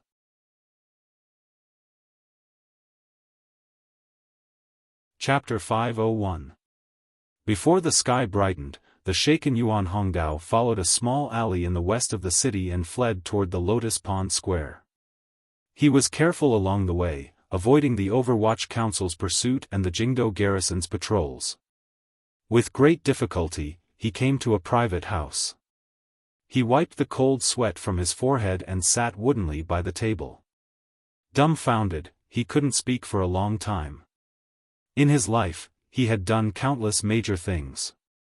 He had even personally brought down the previous prime minister. However, the scene in the early hours of the morning still shook him to the core. Presumably, everyone in the eldest princess manor was dead. From a certain point of view, these people were all killed by Yuan Hongdao. The problem was, in everyone's understanding, Yuan Hongdao was a trusted aide by the eldest princess side. If he hadn't escaped earlier, he would probably have been killed on the spot by the swordsman of the 6th Bureau. If Fei Jia hadn't acted first. This private house was one of the Overwatch Council's most secretive transfer stations. Yuan Hongdao turned his head and saw a cup of tea on the table. Without hesitation, he drank it to moisten his dry throat. "Aren't you afraid there's poison in the tea?" A middle-aged man walked out from the inner room with a slight smile. It was Sir Yan Jr.'s father, the previous commander of the 4th Bureau, Yan Ruohai. Yuan Hongdao glanced at him warily. After confirming the other party's identity, he quietly said, "I never had any hope of continuing to live." In the eyes of this most successful spy in the Qin kingdom, this half-hour arrest in the early hours of the morning already showed that the emperor could no longer tolerate the eldest princess. Furthermore, he believed that given the emperor and Director Chen's ability to move, the eldest princess side would be cleaned out in just an hour. If the eldest princess no longer posed any threat, then the traces of his existence as a spy would be erased. However, Yuan Hongdao did not feel a glimmer of sorrow. From the moment he began to follow Lin Ruofu many years ago, he had been prepared to sacrifice himself for the Qin kingdom at any time. However, Yan Ruohai only smiled and took out all the procedures and disguises he had prepared for him. He said, "You have not been in the council for a long time. Perhaps you do not know, but the emperor and the director have never easily abandoned any of their subordinates." Yan Ruohai was slightly startled before he smiled bitterly. At this moment, another woman in civilian clothes came in from the back door with a panicked expression on her face. When the woman saw Yuan Hongdao's face clearly, she couldn't help but open her mouth wide in astonishment, as if she had never imagined that Yuan Hongdao would appear here. Yuan Hongdao was also incomparably shocked because he had once seen this woman in Xinyang. At that time, this woman's identity was that of the eldest princess' trusted palace maid, so this palace maid was actually one of the emperor's people. Yan Ruohai glanced at the palace maid and said with a frown, "You came out a bit late." The palace maid lowered her head and reported, "Last night, just as I left, Eunuch Hong personally went out and surrounded Guangxin Palace. I didn't dare to walk around casually, so I was slow." Yan Ruohai glanced at the two of them and said, both of you have rendered meritorious service to the imperial court. His Majesty and the headmaster are very satisfied with your performances over the years. Today's matter is urgent, so we have no choice but to have the two of you meet face to face. This is to prevent you from not knowing each other's identities in the future and bringing unnecessary losses. Without too many superfluous words, Yan Ruohai gave some instructions and began to send the Overwatch Council's two most successful spies out of Jingdo. Yuan Hongdao furrowed his brows and said, "Where are we going?" "You return to Xinyang," Yan Ruohai said each word clearly. "Wait in Xinyang." Yuan Hongdao couldn't believe his ears. He raised his head and asked, "You are saying, the eldest princess will return to Xinyang?" "Just in case," Yan Ruohai said quietly. "No one can say for sure about royal matters. As for how to explain it after we return to Xinyang, I will slowly tell you." He then turned his head to the palace maid and said, "Stay hidden in the capital. If there are any changes in the future, you will still need to enter the palace." Finally, this already nominally retired high-ranking official of the Overwatch Council bowed sincerely to Yuan Hongdao and the palace maid and said, "Thank you for your hard work." The room quieted down. Yan Ruohai looked at the wall outside the window and thought of the colleague who had just left. He furrowed his brows slightly. No one knew what he was thinking. After a long time, he smiled. Given the eldest princess's power and shrewdness, the Overwatch Council only needed an hour to dig out her hidden power in Jingdo and use the fastest speed and most thunderous methods to clean it all up. It seemed so easy and at ease. It was completely inconsistent with the people's assessment of the eldest princess's reverence. The Overwatch Council had long buried two spies at the eldest princess's side. In particular, the spy, Yuan Hongdao, had been arranged to be at Scholar Lin's side when the eldest princess had taken a liking to the handsome scholar in the imperial examinations. If it was said that the palace maid had only grasped some of the eldest princess's personality and likes and had arranged for Hongzhu to coincidentally discover that shady matter, Yuan Hongdao was now a Xinyang strategist. He was well aware of the eldest princess's power and goals. With such a person secretly helping the Overwatch Council send messages, how could the eldest princess's side stand up to the Overwatch Council's wind and rain? The reason Chen Pingping had never seen the eldest princess as an enemy worthy of attention and the reason the Overwatch Council's attack appeared so accurate and ruthless was all because of this. Yuan Hongdao was the first basket of spies the Overwatch Council had thrown out when it was first established. After so many years of wear and tear in court and under heaven, he was the only one left in that basket of spies. However, he did not know that the present Overwatch Council was no longer the Overwatch Council of the past. Chen Pingping had long coldly stood between these people and the emperor. This was what it meant to be a figurehead. Everything was for the Qing kingdom. This was the obsession in these people's hearts. In reality, everything for them had to be arranged by Chen Pingping. While the sky was still dark, in the large manor, the old man who liked to grow cabbage had already risen from bed and was using a wooden ladle to water the ground. The military's most virtuous and respected elder, the old Qin master, was old, so he woke up earlier than other people. His second son also woke up early. Qin Heng, who was now the deputy of the Bureau of Military Affairs but had been forced to leave the Jingdo garrison, rushed over from the front garden with a face full of worry. He had a carelessly thin jacket draped over his body. He moved closer to his old father's ear and quietly said something. Although he was no longer the commander of the Jingdo garrison, the Qin family had many eyes and ears in the military. At the first instant, he knew of the strange movements in Jingdo and the Overwatch Council's actions. The old Qin master furrowed his brows slightly. A glimmer of surprise appeared on his old face. The emperor is attacking the eldest princess, why? No one knew why the Qing emperor would suddenly attack after being quiet for so long, particularly when the eldest princess had behaved so obediently these few months. What should we do? Qin Heng asked worriedly. If the emperor's actions today were only the beginning of a large operation, then who would be the unlucky ones next? We don't need to do anything. The old Qin master sighed. Do you want to rebel? You shouldn't even ask such a question. But, the eldest princess knows some things about our family. The old Qin master smiled coldly and said, What things? The Ming family's shares or the Jiaozhou navy? Your cousin is handling the Jiaozhou side. There won't be anything that can be used against us in the palace. As for the Ming family, the emperor won't burn my old bones for 10% of the shares. But Qin Heng was still worried. If the eldest princess loses power today and we don't act, in the future, Fan Xian's faction will dominate the court. I am very worried about what Fan Xian will do in the future. The old Qin master furrowed his brows tightly and said, What matters is whether or not Li Yunrui can survive today. You're saying that the emperor will order the eldest princess to die? Qin Heng's eyes widened.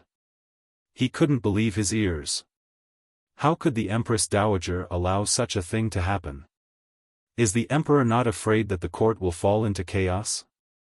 The old Qin master laughed coldly and said, If I were the emperor, would either not move against a crazy character like the eldest princess, or I would kill her. However, you're right. There is still the Empress Dowager in the palace. The emperor is also a ruler who cherishes his reputation, so Li Yunrui may not die. If Li Yunrui dies, nothing we do will be of use. The old Qin master threw the wooden dipper to the ground. If she can luckily survive, we can't do anything right now, believe me. As long as she can survive, her future counterattack will be very crazy. At that time, we will have a chance. The palace doors were tightly shut. The bronze nails on the doors were like the protruding eyes of a ghost, staring at the people outside the palace walls with worried expressions. There were not many people waiting for news outside the palace. It was mainly the great prince and the commander of the Jinggo garrison, Xia Su, and a group of people. They looked at the tightly shut palace doors and didn't know what was happening inside. They already knew that the Overwatch Council had already captured all of the high-ranking officials on the eldest princess side and sent them to the Supreme Court. The great prince's brows were furrowed tightly. A moment later, he suddenly said, No, I have to go into the palace and admonish. Xia Su carefully pulled on his sleeve and lowered his voice. Commander, don't be silly. Don't be foolish, this isn't the time for us officials to speak. The great prince furrowed his brows and said, I can't just watch as this happens. What about grandmother? The Qing Empress Dowager was still lying high in Hongguang Palace, sleeping soundly. The transmission of information inside and outside of Hongguang Palace had already been cut off by people the Qing Emperor had sent to ensure that no one from another palace would disturb the Empress Dowager's rest or tell her what was happening in some palace. Not far from Hongguang Palace, Guangxin Palace was the palace where the Empress Dowager's favorite daughter, the eldest princess of Qing Kingdom, Li Yunrui, currently lived. Guangxin Palace was different from its usual quiet and beautiful scene. An old eunuch with a hunched back stood in front of Guangxin Palace's door like a withered tree in winter. With the withered tree here, there was nothing left of the quiet scene. The eldest princess, Li Yunrui, stood outside the threshold of Guangxin Palace and looked coldly at the old eunuch outside the palace. Eunuch Hong, I want to see mother. Eunuch Hong didn't speak. No one else replied. The eunuchs who had followed him to Guangxin Palace were busy in the palace, busily moving bodies from every corner of Guangxin Palace. The 27 serving girls in Guangxin Palace, including the eldest princess's personal serving girls who were skilled in martial arts, were all dead. A few bodies were at the base of the wall outside the palace. It was clear that they had intended to climb over the wall to ask for help. However, since old eunuch Hong had personally brought people here, the serving girls in Guangxin Palace had no ability to fight back. They were all tragically killed. No one even had time to say a word. No one wanted to hear them speak. The emperor's order was clear. No one was allowed to speak. They were all to be killed. The eunuchs carried the bodies of the serving girls onto a few broken carriages and then headed toward the burning field. Along the way, blood flowed down from the empty boards of the carriages and dripped onto the stone path inside the royal palace. It appeared particularly shocking. A eunuch with a broom in his hand pulled a cart of yellow dirt behind him. As he sprinkled the dirt on the blood, he swept it clean. A moment later, the carriages were far away. The blood and dust on the stone path gradually faded and turned into very shallow marks. It was as if there was nothing there at all. Only now did old eunuch Hong slowly raise his head and weakly say, "Your Highness, the Empress Dowager is currently resting. The Emperor doesn't want you to disturb her. Please wait a moment. The Emperor will come to see you in a moment." A glimmer of hatred flashed through the eldest princess's clear and beautiful eyes. Her hands, which hung by her side, slowly tightened. A moment later, she smiled and bowed slightly with great politeness. "Then I will wait here for Brother Emperor." After saying this, she turned and entered the palace, closing the wooden door. Eunuch Hong's body was still bent like a withered tree, silently standing guard outside Guangxin Palace. Although the branches of this tree had no leaves, it gave people the feeling that it was beginning to spread around Guangxin Palace. It wrapped around the top and bottom of the palace, making it difficult for the woman in the palace to breathe. The Eastern Palace was a mess of noise and chaos. Everyone was terrified and uneasy. The Empress, who had come out without any jewelry, looked at the eunuchs who had entered without an invitation and flew into a rage. Her brows furrowed and she cursed loudly, "You dog servants! Do you want to rebel?" Eunuch Yao bowed respectfully and gently said, "Your Highness, I don't dare. It is just that I have the Emperor's orders and have no choice but to obey." At this moment, the pale-faced crown prince also walked out from the back of the palace. He looked at the eunuchs and guards in the palace. His pupils constricted slightly. He found that the people who had come were all his father's absolute trusted aides from Taiji Palace and the royal study. He didn't know what had happened for these servants to break into the Eastern Palace to make trouble, but he knew that this was his father's intention. But, why was that? The crown prince forcefully suppressed the fear in the depths of his heart and calmly asked, "Eunuch Yao, what is this for?" Eunuch Yao bowed and respectfully reported, "The Emperor has heard that there are people in the Eastern Palace whose hands are not clean. He is worried about the crown prince and the Empress, so he has sent me here to take these servants to Taichung Temple for interrogation." Naturally, this was a fake excuse. The Empress and Crown Prince met each other's eyes and saw the unease and confusion in the other's eyes. The death of a serving girl could not have caused such a disturbance. The Empress forcefully suppressed the anger in the depths of her heart and gritted her teeth. "The affairs of the palace have never been managed by me. The Emperor worries about the affairs of the country, so why bother him with these small matters?" Eunuch Yao, which servant spoke too much and disturbed the Emperor? Eunuch Yao stood calmly below and did not reply. The Crown Prince sighed and said, "Since it is father's intention, then take them for interrogation." With these words, the eunuchs and serving girls who had already gathered in the Eastern Palace wailed. Although they didn't know what fate awaited them, they knew that Taichung Temple was a place even more terrifying than the Black Prison. "How many people are we taking?" "All of them," Eunuch Yao raised his head and said quietly. The Empress sucked in a cold breath. A moment later, her lips trembled. She said angrily, "Is there no one in the palace to serve?" "Immediately, new people will be sent to serve you too," Eunuch Yao said respectfully. He then waved his hand and ordered the eunuchs and guards to tie up the dozens of eunuchs and serving girls in the Eastern Palace. Along the way, there were people begging for mercy in a low voice. However, the people Eunuch Yao had brought not only tied up people, but also bound their mouths. The empress knew that there must be a big problem with today's matter. She turned her head and glanced helplessly at the crown prince. She wanted to know the truth of the matter from her son's eyes. However, the crown prince's face was pale. He had no idea how to respond. Just as eunuch Yao and his group were preparing to leave the eastern palace, the Qing emperor walked in from outside the palace. He furrowed his brows slightly and said, "What is going on?" Seeing this scene, the empress quickly led the crown prince forward to bow. She said with grief and indignation, "Your Majesty, are you preparing to turn this place into a cold palace?" The emperor glanced at her with disgust but didn't even glance at the crown prince. Directly to eunuch Yao, he said, "What did I order?" It was a very light sentence. Eunuch Yao knelt to the ground with a thud in fright and repeatedly kowtowed. He then turned his head and viciously said something. The empress and the crown prince stared at this scene dumbstruck. Immediately after, the empress let out a wretched cry and fainted on the crown prince's body. Because, outside the Qing kingdom's most sacred royal palace, the most benevolent eastern palace, the guards raised the knives in their hands and suddenly brought them down.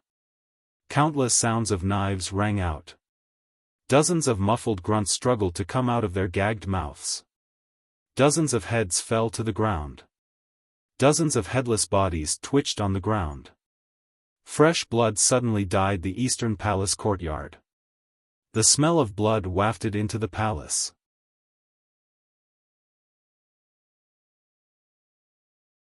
Chapter 502. The sky gradually brightened. The clouds gradually gathered directly above Jingdo and turned the hazy light into a murky darkness. In the messy group of buildings behind the royal palace, the eunuchs and serving girls who were resting were still tossing and turning in their dreams. However, some of them had already woken up.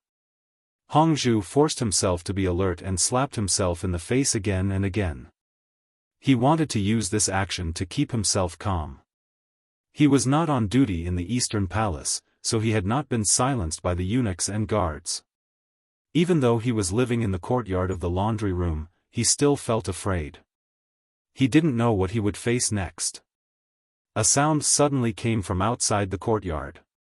Although it did not wake the people in their dreams, it scared Hongzhu into rushing to the window. The hand in his sleeve tightly held a poison dagger Fan Xian had given him for self-defense. At any moment, he was ready to fight to the death with the people who had come to silence him. If he fought, it would be difficult for him to escape death. However, if he didn't fight and just allowed himself to be captured, young eunuch Hong, who was as stubborn as a scholar, would not do it. His hand was shaking. His ear was pressed against the door, listening to the sounds outside the courtyard. Occasionally, wretched moans and cries rang out. However, those sounds only rang out for a few moments before immediately disappearing. His face was deathly pale. He knew that someone was killing people outside. The eunuchs and serving girls who lived in the laundry room were basically all servants who served the Eastern Palace and Guangxin Palace.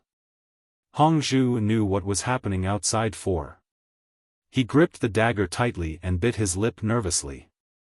He didn't even notice that there was a small cut on his lip.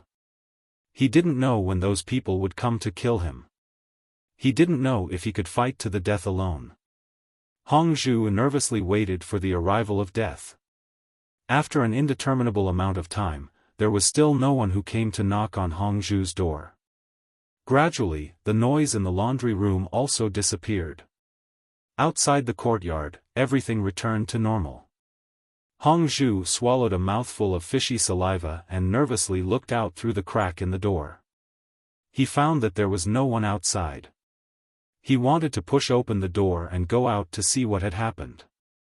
However, his body had long become stiff from fear. He couldn't move for a moment. He squatted down and rubbed his ankle.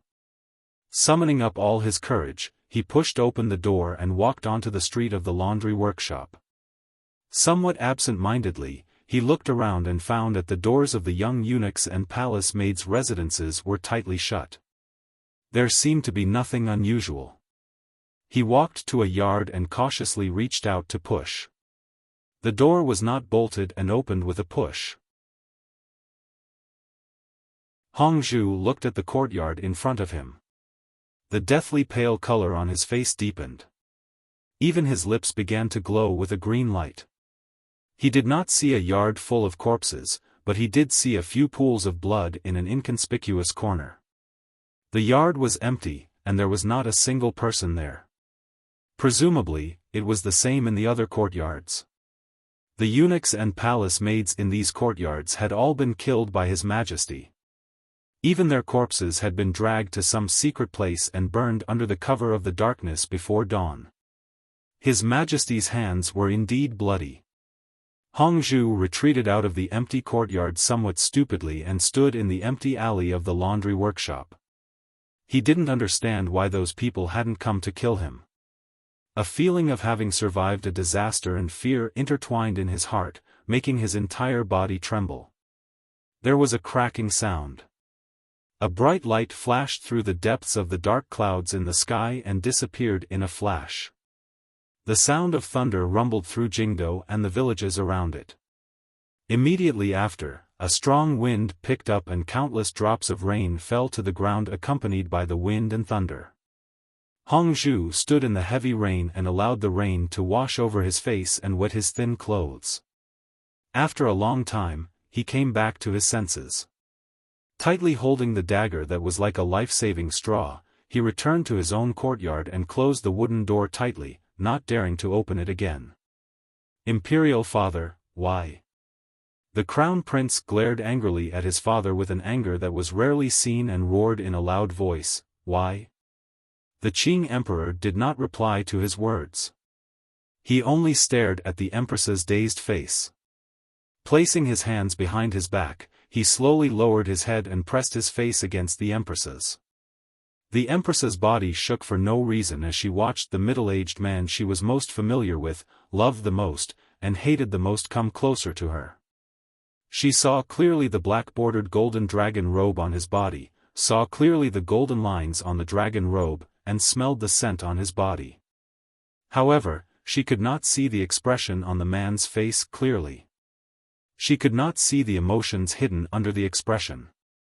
Many years had passed, but the empress had never seen the emperor clearly. Her body shook again. It was clear that this empress felt fear toward the emperor from the depths of her bones. The emperor leaned close to her ear and quietly said, "You taught a good son." The empress was startled. She had no idea why such a terrifying thing as purging the palace would happen today. Hearing the emperor say it, only now did she know that it had something to do with the crown prince. However, the crown prince had been very stable and dutiful recently. What trouble could he have caused? Particularly after hearing the emperor's words, an emotion unique to women made the empress excited. In a sharp voice, she yelled, "My son? Is he not your son?" The reply to the empress was a crisp slap. The emperor slowly pulled back his hand and looked at the empress in front of him, who was covering her face and looking at him in disbelief. Coldly, he said, "If you don't want me to depose you, then don't yell here."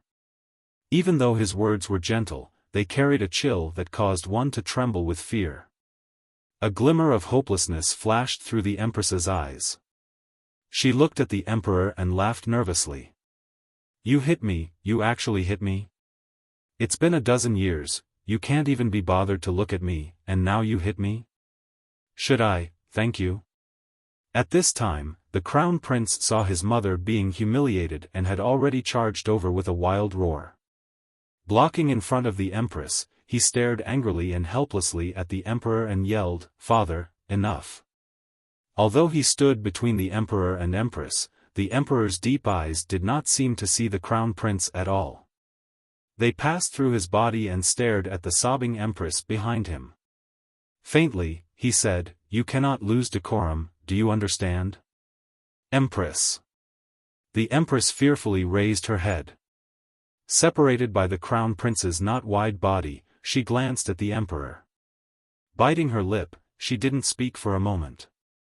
Seeing that she didn't reply, the emperor furrowed his brows slightly and took a step forward. If he took another step forward, he would collide directly into the crown prince's body. The crown prince's heart had already turned completely cold. He knew what kind of harsh and heartless person his father was. A ruler would never be soft-hearted, particularly at this moment. His father had slapped his mother in the face. This at least proved that he still saw his mother as a person. But, the emperor's gaze directly passed through him as if he didn't exist. What did this mean? This meant that the emperor no longer saw him as a person. The crown prince didn't understand why his father had become so angry and could not tolerate him. Suddenly, he thought of something. His face became increasingly pale. However, he still stood in front of the empress because he wanted to protect his mother. Although the emperor had only taken one step forward, the crown prince felt as if the peak of Dong Mountain was descending. A threatening aura erupted from the man in the dragon robe in front of him and directly pressed down on his body. The crown prince seemed to be able to hear the creaking of his knees. He was afraid. He wanted to retreat, but he couldn't. He knew that the emperor was in a rage. He didn't know what the emperor would do to his mother in his rage. Thus, he stood unyieldingly between the emperor and empress and used all of his strength to resist the threatening aura. His heart was slightly absent-minded. He wondered if this was the aura that an overlord of a generation possessed. To be able to sit on the dragon chair, did one have to be so iron-blooded and heartless? Why? The crown prince held on with great difficulty under the powerful pressure. The veins on his neck bulged. In a sharp voice, he roared, "Father, why?" This time, the emperor finally looked the crown prince squarely in the eye. Looking at the young man who dared to stand in front of him, a faint light rose in his eyes. His voice seemed to be squeezed out from between his lips as he scolded in a low voice, "Disgusting." The crown prince understood. The crown prince had proven his guess. The crown prince broke down. The crown prince's legs weakened. In an instant, he fell to sit in front of the emperor and began to cry. Tears and snot covered his entire face. The emperor didn't look at him again. He walked to the empress's side and coldly waved his hand. Another slap flew out. The empress gave a wretched cry. She was knocked to the ground by this slap and lay on the low couch. The emperor lowered his head and put it next to the empress's ear. Using a voice that sounded like he was grinding his teeth, he said, "I gave this child to you, and you raised him to this state?" The emperor raised his body and coldly walked out of the eastern palace. Just as he was about to leave, he turned his head back and glanced coldly and with disgust at the crown prince sitting paralyzed on the ground. Disdainfully, he said, "If you had dared to stand in front of me earlier, perhaps I would have given you some respect." After saying this unusually cold and emotionless Qing emperor flicked his sleeves and left. His figure appeared tall and straight and stern. He was not like a husband or wife at all. Rather, he was just a ruler. The main doors of the eastern palace were slowly closed. The smell of blood still lingered in the hall. Other than the crying empress and crown prince, there was no one else. It appeared very quiet. The crown prince suddenly slowly stood and woodenly helped his mother into a sitting position. With a slap, the empress slapped him across the face. The crown prince didn't even dodge. His eyes were filled with despair and struggle. He raised his hand and grabbed the wrist his mother had slapped down a second time. Viciously, he said, "Mother, if you don't want to die, then quickly think of a way to inform grandmother." The empress immediately froze. In the eastern palace and Guangxin palace, inside and outside the palace, inside and outside the palace, inside and outside the laundry workshop, in just an hour, any eunuch or serving girl who had once served in the two palaces had been completely killed. Other than Hongzhu, not a single person was left alive. Hundreds of wronged souls had been sacrificed for the emperor to hide the scandal of the royal family. Perhaps it was only now that the Qing emperor had gradually begun to reveal his most iron-blooded, coldest, and most powerful side. This middle-aged man wearing a dragon robe came alone to Guangxin Palace. There was not a single eunuch by his side. Old eunuch Hong saw that he had come and bowed deeply. He then disappeared without a trace like a ghost. In the entire Guangxin Palace, only the eldest princess inside the palace and the emperor outside were left. The two of them stood separated by the thick palace doors. No one knew what the other was thinking. Would it be death or memories? Would it be a dozen years of knowing each other or a moment of separation? Ruler and official, or brother and sister? The wind rose. The dark clouds above Jingdo grew thicker and thicker. A bolt of lightning struck down. Countless drops of rain poured down. Sitting on the low couch, the eldest princess slowly raised her head and looked at the palace doors with a cold and laughable gaze. With a creaking sound, the palace doors were slowly pushed open. A drenched, middle-aged man with long hair flowing down his back slowly walked in. The dragon embroidered on his dragon robe seemed to be struggling in the wet water, wanting to charge out and tear apart everything in the world. The eldest princess, Li Yunrui, looked at him coldly and said, "So, you can also be so wretched." There was a cracking sound. Thunder and lightning exploded in the sky. The lightning illuminated the dark royal palace. In a very short amount of time, it lit up everything incomparably bright.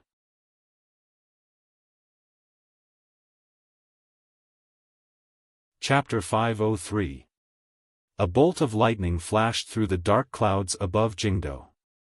A moment later, a muffled clap of thunder rang out, shaking the entire royal palace and making it tremble. Heavy rain poured down, soaking everything in the royal palace. The rain quickly gathered under the palace and flowed down through the gaps between the glazed tiles. The sound was very loud. At this moment, it was still spring. Even if there was thunder, it should be dry thunder rumbling. However, this kind of thunderstorm weather inevitably seemed a little abrupt and strange. It was unknown if the heavens were angry or if the Son of Heaven was already angry. The emperor walked through the main doors of Guangxin Palace. He turned around and slowly closed the palace doors. He then took a hairband from his wrist and carefully tied up his drenched hair. Not a single strand of hair was out of place. It did not match his current mood. The eldest princess leaned against the low couch and looked at him. Suddenly, she began to giggle. At this moment, a bell-like laughter suddenly rang out in the spacious Guangxin Palace. The laughter echoed in the wind and rain. Although it was light and crisp, it could not be concealed. It was transmitted in all directions, making it seem extremely strange. The emperor's expression did not change. He slowly walked forward and stopped in front of the low couch, in front of the eldest princess. Behind him was a straight line of wet footprints. The distance between each footprint was evenly spaced. The lines formed by the footprints seemed to have been drawn straight. He was not silent for long. The emperor looked coldly at Li Yunrui and asked, word by word, "Why?" Then, the eldest princess Li Yunrui sank into silence. She furrowed her pretty brows. Her slender fingers gently tapped the low couch beside her. Confusion and innocence flashed through her watery eyes like that of a young girl. She seemed to be thinking, confused, and not knowing what to do. In the end, she raised her head and looked calmly at the most powerful man in the world in front of her. Her red lips opened slightly and her jade teeth parted slightly. Quietly, she said, "Why what?" A long time had passed since the emperor asked that question. The emperor seemed to be very patient to hear the answer. Without waiting for the emperor to continue asking, Li Yunrui suddenly sucked in a cold breath. Blinking her large eyes, she used her hand to cover her mouth and said, "You're asking why?" "Why?" She suddenly laughed and stood up. Not showing any weakness, she stood in front of the emperor and stared at him with a pair of sharp, resentful eyes. Emphasizing each word, she asked, "Brother Emperor, are you asking why your sister is in her 30s and still not married? Or should he ask why his younger sister seduced a scholar when she was only 15 years old? Or do you want to know why you keep so many gigolos?" She gently bit her lip and took a step closer to the emperor.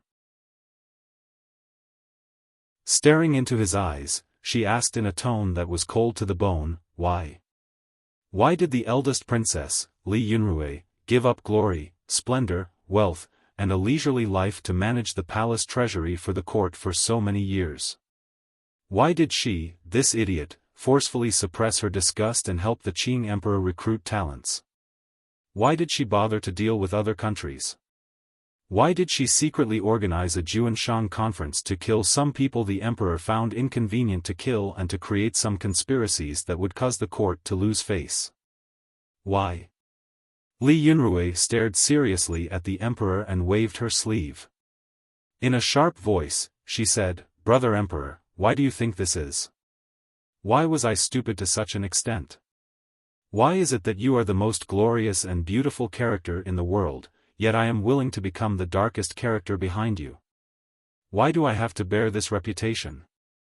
The emperor was silent and cold, looking at her pitifully. The eldest princess suddenly laughed crazily. "Isn't this all for you? My dearest brother, if you want to leave your name in the annals of history, then those dirty things must be borne by someone else. But, have you ever thought about me? Me?" The eldest princess angrily grabbed the emperor's dragon robe and hatefully said, "I also want to ask you why. Why do you have to take away everything that belongs to me? Why don't you have any affection? Look at that illegitimate child of yours. You took everything from me and gave it to him. Why? I know that everything will be gone. I am willing, as long as you are willing. But, it cannot be him. Why did it have to be him?" Li Yunrui panted and then quickly calmed down. Using a pitiful gaze, she glanced at the emperor and slowly said, "It's a pity that your illegitimate child is still only willing to have the surname Fan." The emperor looked at her silently. A moment later, he slowly said, "You're crazy." "I'm not crazy." Li Yunrui screamed angrily. "I was crazy for the past dozen years. But, I'm not crazy today." "You're crazy," the emperor coldly said. The emperor coldly said, "You've asked so many whys. It seems like the root of all this is me. Have you ever thought that your love for power has reached an abnormal level? Strange?"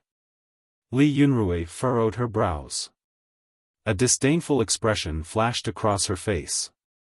"If a woman wants power, then it is strange. Then, what do you, the person with the most power in the world, count for? How dare you?" The emperor squeezed out a low voice from his throat and waved his hand to strike. The eldest princess raised her face and looked at him coldly. She looked at his hand and did not care at all. "Everything you have was given to you by me," the emperor slowly lowered his hand and coldly said. "I can easily take it all back. Everything I have was obtained through my own hard work." The eldest princess looked at him coldly. "If you want to take everything back, you will have to kill me." Another peal of thunder rang out outside the palace. The wind and rain seemed to have picked up. The emperor looked at his sister and suddenly laughed. There was an icy coldness in his laughter. "Perhaps, you think I can't bear to kill you? Of course, you can bear to." A glimmer of mockery suddenly flashed through the eldest princess Li Yunrui's eyes. "Is there anyone in this world that you can't bear to kill?" The emperor, who had been calm the entire time, was suddenly stabbed in the depths of his heart by this gaze. Li Yunrui looked into his eyes coldly and said, "Brother Emperor, wake up. Don't always pretend to be the most loyal person in the world. Presumably, you've already been to the Eastern Palace and showed that you've lost your composure. It seems that you've been hurt in the depths of your heart. But, who are you fooling? Don't lie to yourself. You've always been waiting to get rid of me. In the depths of your heart, you feel that you owe me, so you need to find a reason to convince yourself. She harshly said, yes, you just need to convince yourself. Make you feel that personally killing your own sister, the sister who has been by your side since childhood and who has given up countless years for you after growing up, is not your problem. It is just that I deserve to die. When she said the word deserve to die, Li Yunrui's voice became sharp. When the emperor heard the words Eastern Palace, he had already closed his eyes. A moment later, he slowly said, in the end, you are my own sister and the person mother loves the most. If it hadn't come to this, no matter what, I would have protected you with riches and honor.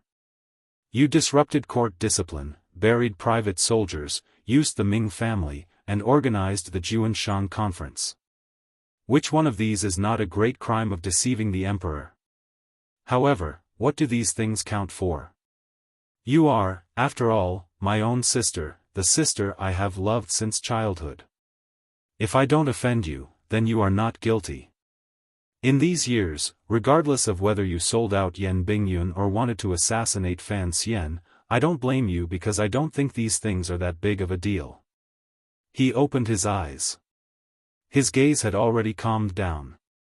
But, you shouldn't have interfered with your nephews. The second prince has already been led astray by you, although he has hidden it well on the surface. Li Yunrui smiled coldly and interrupted, your own son was driven crazy by you. What about Qingqian? The emperor stared fiercely into Li Yunrui's eyes. Do you know that he is the crown prince? He is the next emperor that I have carefully nurtured. I am going to conquer a large kingdom and want this child to guard it for me for 10,000 years. If you assisted him, I would only be happy, but you bewitched him. Another muffled clap of thunder rang out on the horizon. The sound was not very loud, but it shook Guangxin Palace to ringing. Amidst the might of heaven and earth, the emperor's angry voice remained sharp and pierced into the eldest princess' ears. The lightning seeped in through the window and lit up Guangxin Palace for an instant. In that instant, the emperor stretched out his steady right hand and gripped the eldest princess' throat tightly. He pushed her forward, stepping over the low couch and the screen, and firmly pressed the most beautiful woman in Qing Kingdom against the palace wall. The veins between his fingers bulged as he exerted force. It was difficult for the eldest princess to breathe, but she did not cry for help or beg for pity. She only looked coldly and pitifully at the angry middle-aged man in front of her. Her pure, swan-like neck was gripped by that hand. The flow of blood was not smooth. It made her face turn red and instead gave off a strange and moving sense of beauty. I have never thought of changing the heir. Everything is for Qingqian's future because my kingdom needs a benevolent and powerful ruler to inherit it. All of this has been destroyed by you. The emperor roared angrily. Why? A glimmer of confusion flashed through the eyes of the eldest princess, whose face was completely red. Shortly after, it was a look of understanding. She smiled slightly and panted as she said, so, all of this was an act. So, Fan Xian was also being played by you. Presumably, in the future, his death will be even worse than mine. Her body was gripped against the palace wall. The tips of her feet barely touched the ground. She looked very wretched. It was at this moment that she smiled with difficulty. However, you definitely won't let Qingqian inherit the throne. Are you prepared to let Fan Xian be the emperor? No, brother emperor, I know you. Even if you die, you won't let Fan Xian take the lead. Hearing these words, the emperor's hand slowed a little. The eldest princess gazed at him with amusement and ridicule. She panted as she said, Brother emperor, you are too suspicious. You are too good at pretending. You wanted to train the crown prince, but you scared the crown prince like a mouse. He thinks that you can remove him at any moment. How can he not be afraid? How can he not need a reliable embrace like mine? Embrace. The eldest Princess Li Yunrui did not seem to be afraid of death at all. She continued to stimulate the emperor's eardrums. The emperor stared at her and only asked, "Why? Why?" Li Yunrui suddenly began to struggle under his hand. In the end, it only increased her pain. In a sharp and angry voice, she cried out, "Why? There is no why. He likes me. That is the reason. I like to play with him, to play until you feel pain and despair." She giggled nervously. "I only found out today that your despair and pain are greater than I imagined. I am very satisfied." The emperor looked at her woodenly and slowly said, "He likes you? Can't I?" The eldest princess' beautiful face was completely red. It appeared particularly seductive under the occasional flash of lightning. She panted and proudly said, "Is there a man in this world who doesn't like me?" She looked at the emperor's face close to hers and suddenly froze. In a daze, she raised her powerless right hand and touched the emperor's face. In a tone filled with infatuation, she said, "Brother Emperor, you also like me." Shameless. The emperor slapped her hand away. Li Yunrui did not get angry. She only panted and said firmly, "You like me. However, I am your sister." "But, so what? Liking is liking. Even if you hide your thoughts at the foot of Dong Mountain or in the ocean, you will still find them. You can't throw away your thoughts.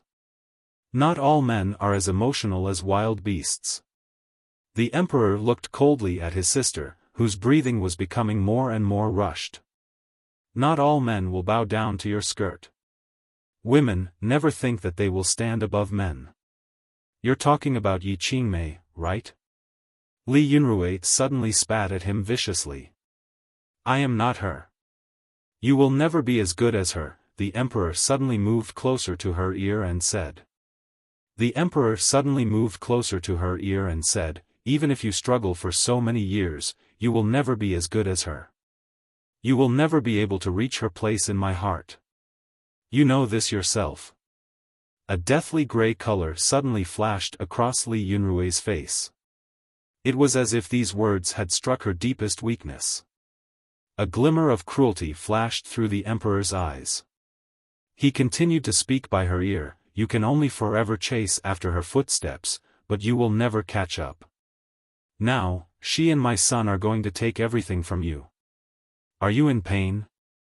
Li Yunrui struggled to her feet and stared at him with a fierce and hateful gaze. "You're not even as good as my illegitimate son." Thunder rumbled outside the window. The emperor's soft words fell into the eldest princess's ears, but in the eldest princess's ears, they were even more frightening than the thunder outside the window. "You said earlier that you can play with all men. Why don't you play with him?" Li Yunrui's gaze gradually calmed. With great difficulty, she said calmly, "He is Wan Er's husband." The emperor looked at her with a mocking and malicious gaze. "You even dare to act against your own nephew. Do you still know such a thing as honor?" The eldest princess gazed at him pitifully without showing any weakness. "There are 3 of us siblings, but there are 2 of us crazy. I don't know. Do you know? If you really knew, you wouldn't have taken your subordinate's sweetheart into the palace as a concubine." The sound of wind and thunder outside the palace suddenly stopped. A deathly silence filled the air. The emperor's hand was firm and unmoving. Clutching the eldest princess's weak throat, he didn't speak for a moment. "During the northern expedition, you were heavily injured. Your entire body was stiff and unable to move." The eldest princess coughed and viciously said, "It was Chen Pingping who suddenly attacked from thousands of li and risked great danger to save you from the mountains in the north. It was the Dongi female slave, Lady Ning, who served you, a wooden person, along the way. The journey was so difficult. Director Chen could only drink horse urine and eat horse meat, but for these two benefactors, what did you do? You clearly knew that Chen Pingping liked Lady Ning and that Lady Ning admired Chen Pingping. As the master, you stabbed a knife in and took Lady Ning. Brother Emperor, don't think that just because I was young at the time, I don't know about this. Why was mother so angry? Was it just because of Lady Ning's identity? Why did she have to be executed? If Yi Qingmei had not interceded, Lady Ning and the great prince would have long ceased to exist. Do you know such a thing as honor? Don't say nonsense like Chen Pingping is a eunuch, the eldest princess said viciously. Do you think you are cleaner than me? What disappointed Li Yunrui was that the emperor did not seem to be shocked or uneasy. He only looked at her coldly. The emperor slowly increased the strength of his hand and said, word by word, before you die, you still did not forget to drive a wedge between me and Director Chen. Yunrui, I truly admire you, so I cannot keep you alive. In the Eastern Palace, the pitiful mother and son were still terrified and uneasy. The pale-faced crown prince was much better off than the empress. Although he knew that he was about to face a terrifying end, he was, after all, the son of the Qing emperor. He had always been raised as the next emperor. The terrifying calmness in his blood came into effect at this moment. If he wanted to save himself, he had to first save the eldest princess. The crown prince knew that there was only one person in this palace who could save someone from his angry father's knife. Furthermore, the emperor would not tell that person the truth. The emperor, who was filial to his mother, would not let the scandal of the royal family harm his elderly body. Thus, the crown prince knew that he still had a chance of survival. However, the Eastern Palace had long been surrounded by the people eunuch Yao had brought. It was impossible to make contact with people outside the palace. Even the trusted aides the empress and the crown prince cultivated in the other palaces were unable to get close in the thunderstorm.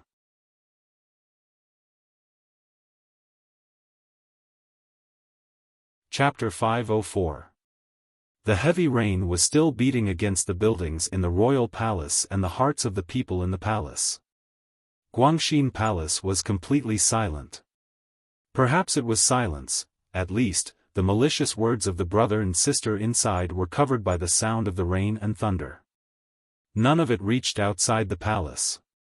Even so, there was still no one outside Guangxin Palace. Even old eunuch Hong was not there.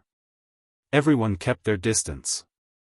As long as they kept their distance from Guangxin Palace, it was the same as keeping their distance from death. Eunuch Yao was still outside the Eastern Palace, but his thoughts had long turned to Guangxin Palace. His hands and feet were cold, and his heart was cold. He didn't know what was happening in the palace. Although he knew he shouldn't think about that scene, he still couldn't help it. He wiped away the rain on his face and carefully watched the movements in the Eastern Palace.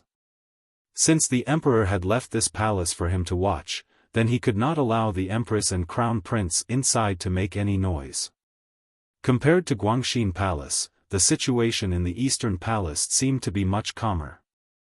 Although eunuch Yao was nervous, he was not afraid. All of the servants in the Eastern Palace had been beheaded. Only the orphan and widow were left inside. No matter what, they wouldn't be able to make any noise. However, his eyes, which were wet from the rain, suddenly became dry and burning. Such a great fire! The majestic flames rose from the beautiful palaces of the Eastern Palace and turned into countless fiery red sprites. They reached toward the rain-spattered sky. Incomparable heat accompanied the flames and quickly spread in all directions. Eunuch Yao's pupils suddenly constricted, but the red in his eyes did not fade at all. The Eastern Palace was on fire. At this time, other than the noble mother and son in the palace lighting the fire themselves, no one could do it.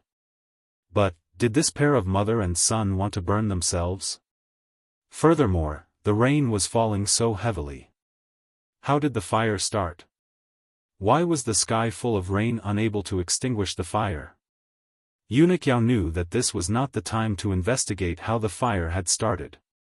He had to immediately make a decision on whether to put out the fire or what. Should he allow the empress and crown prince to burn themselves to death? Eunuch Yao did not spend a long time to think. He knew that no matter how angry the emperor was, if the empress and the crown prince died without enduring the emperor's anger under his watch, the emperor's anger would fall on his head. A moment later, Eunuch Yao's throat seemed to have been scorched by fire. He yelled hoarsely and sharply, "There's a fire!" There were countless large copper vats that stored water in the royal palace, and countless eunuchs and serving girls. When the eastern palace caught fire, there were already people who reacted and rushed over, desperately trying to put out the fire. Eunuch Yao was nervous and careful and did not participate. He stood on the periphery and watched the busy crowd with a dark expression. He was extremely careful and did not let anyone first come into contact with the mother and son in the burning palace. This fire was a little strange.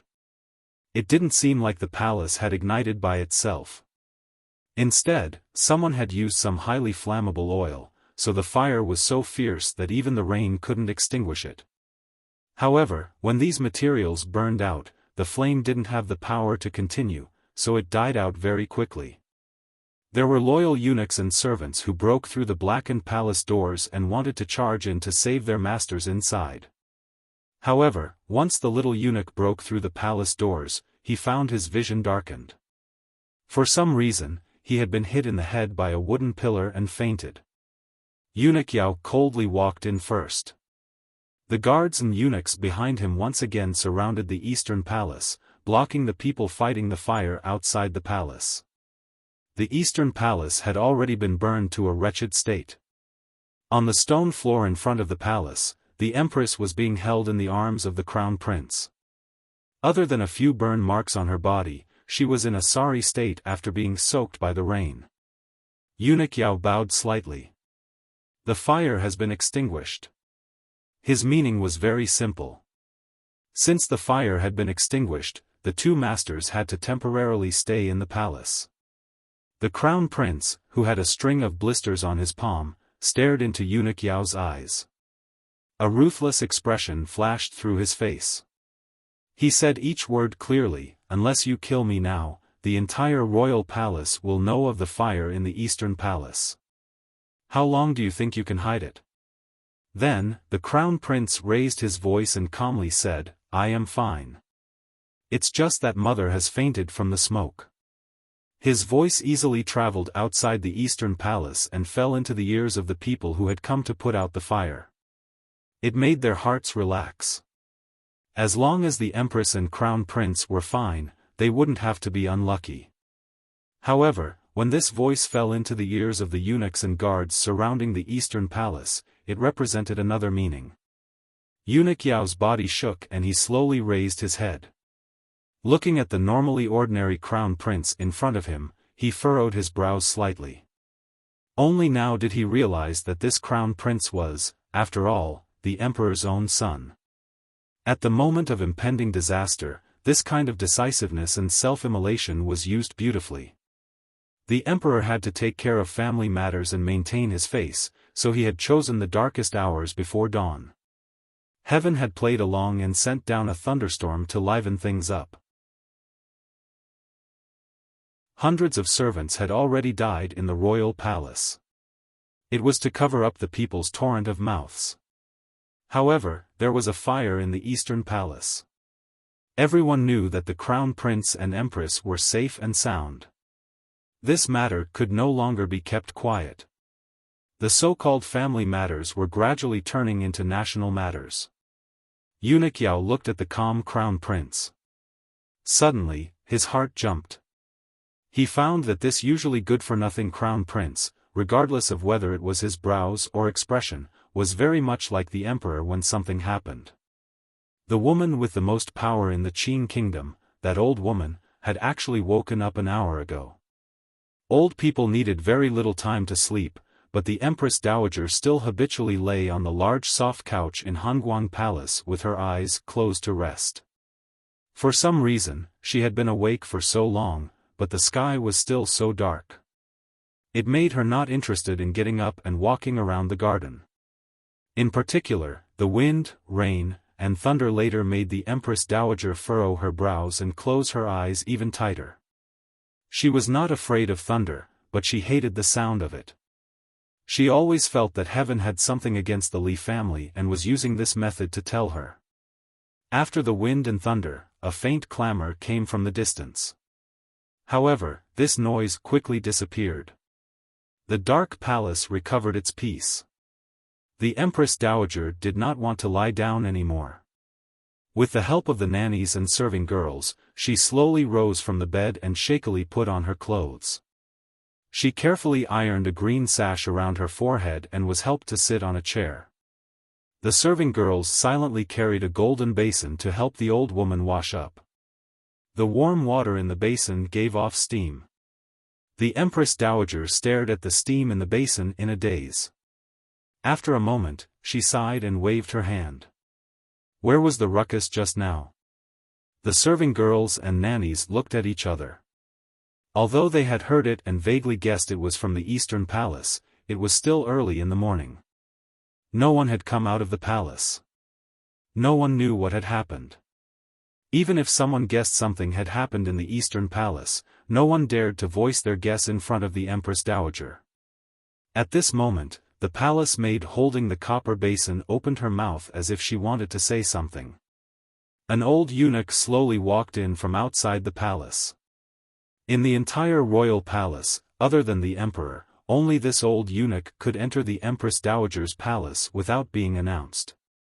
When the serving girls and nannies around the Empress Dowager saw the old eunuch enter, they became even more silent. Only a glimmer of despair and struggle flashed across the serving girl's face.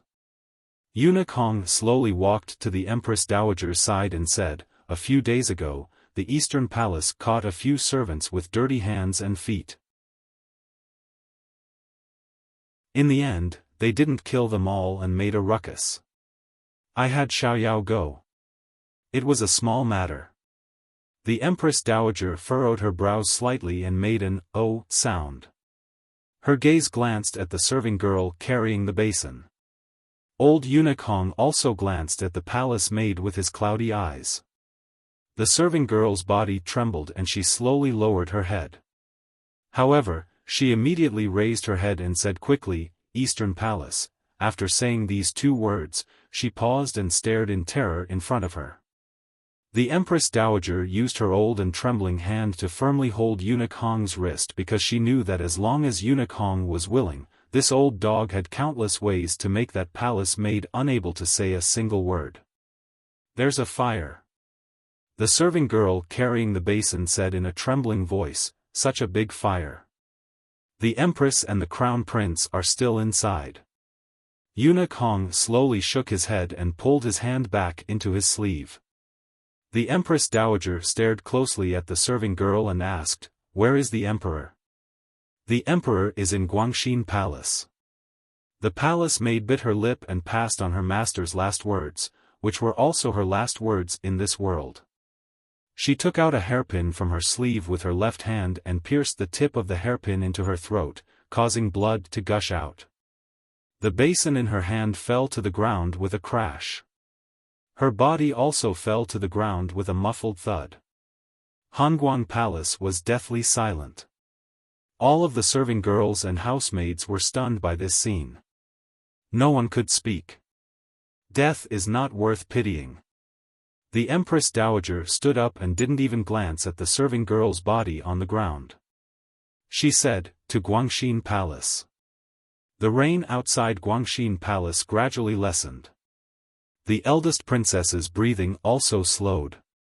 The red on her face had turned from pink to a deep red that was close to death. Her large and alluring eyes gradually protruded. It was very strange. Her body was suspended from the beautiful palace wall, and her life hung in the great hand which clasped her beautiful white neck. Perhaps death was about to arrive, but this woman, the strangest woman in the Qin kingdom in 20 years, was, in the end, crazy. Thus, there was not a glimmer of fear toward death in her eyes. There was only a faint hint of mockery and ridicule. The target of the mockery and ridicule was, naturally, the most powerful person in the world in front of her, her brother, the emperor of the Qing kingdom. Perhaps it was because of this hint of mockery, the Qing emperor's hand loosened slightly, giving Li Yunrui a chance to catch her breath. Li Yunrui breathed deeply. Suddenly, she raised her fist and punched the emperor's sturdy body with all her might. Because she was breathing too quickly, even her snot and saliva flowed out and dripped onto her still beautiful but slightly deformed face. Perhaps death was not scary, but no one would suddenly grab a chance to live when they were about to die and not lose their will. The emperor looked at her coldly and mockingly.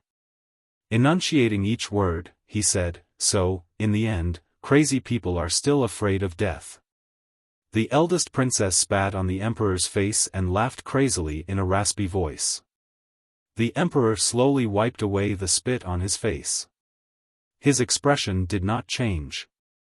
He then raised his hand and slowly wiped away the thing on the eldest princess' face. Slowly, he said, "You and I, brother and sister, seem to have not had many intimate words these years. What harm is there in giving you a bit more time?" "There's no need for time."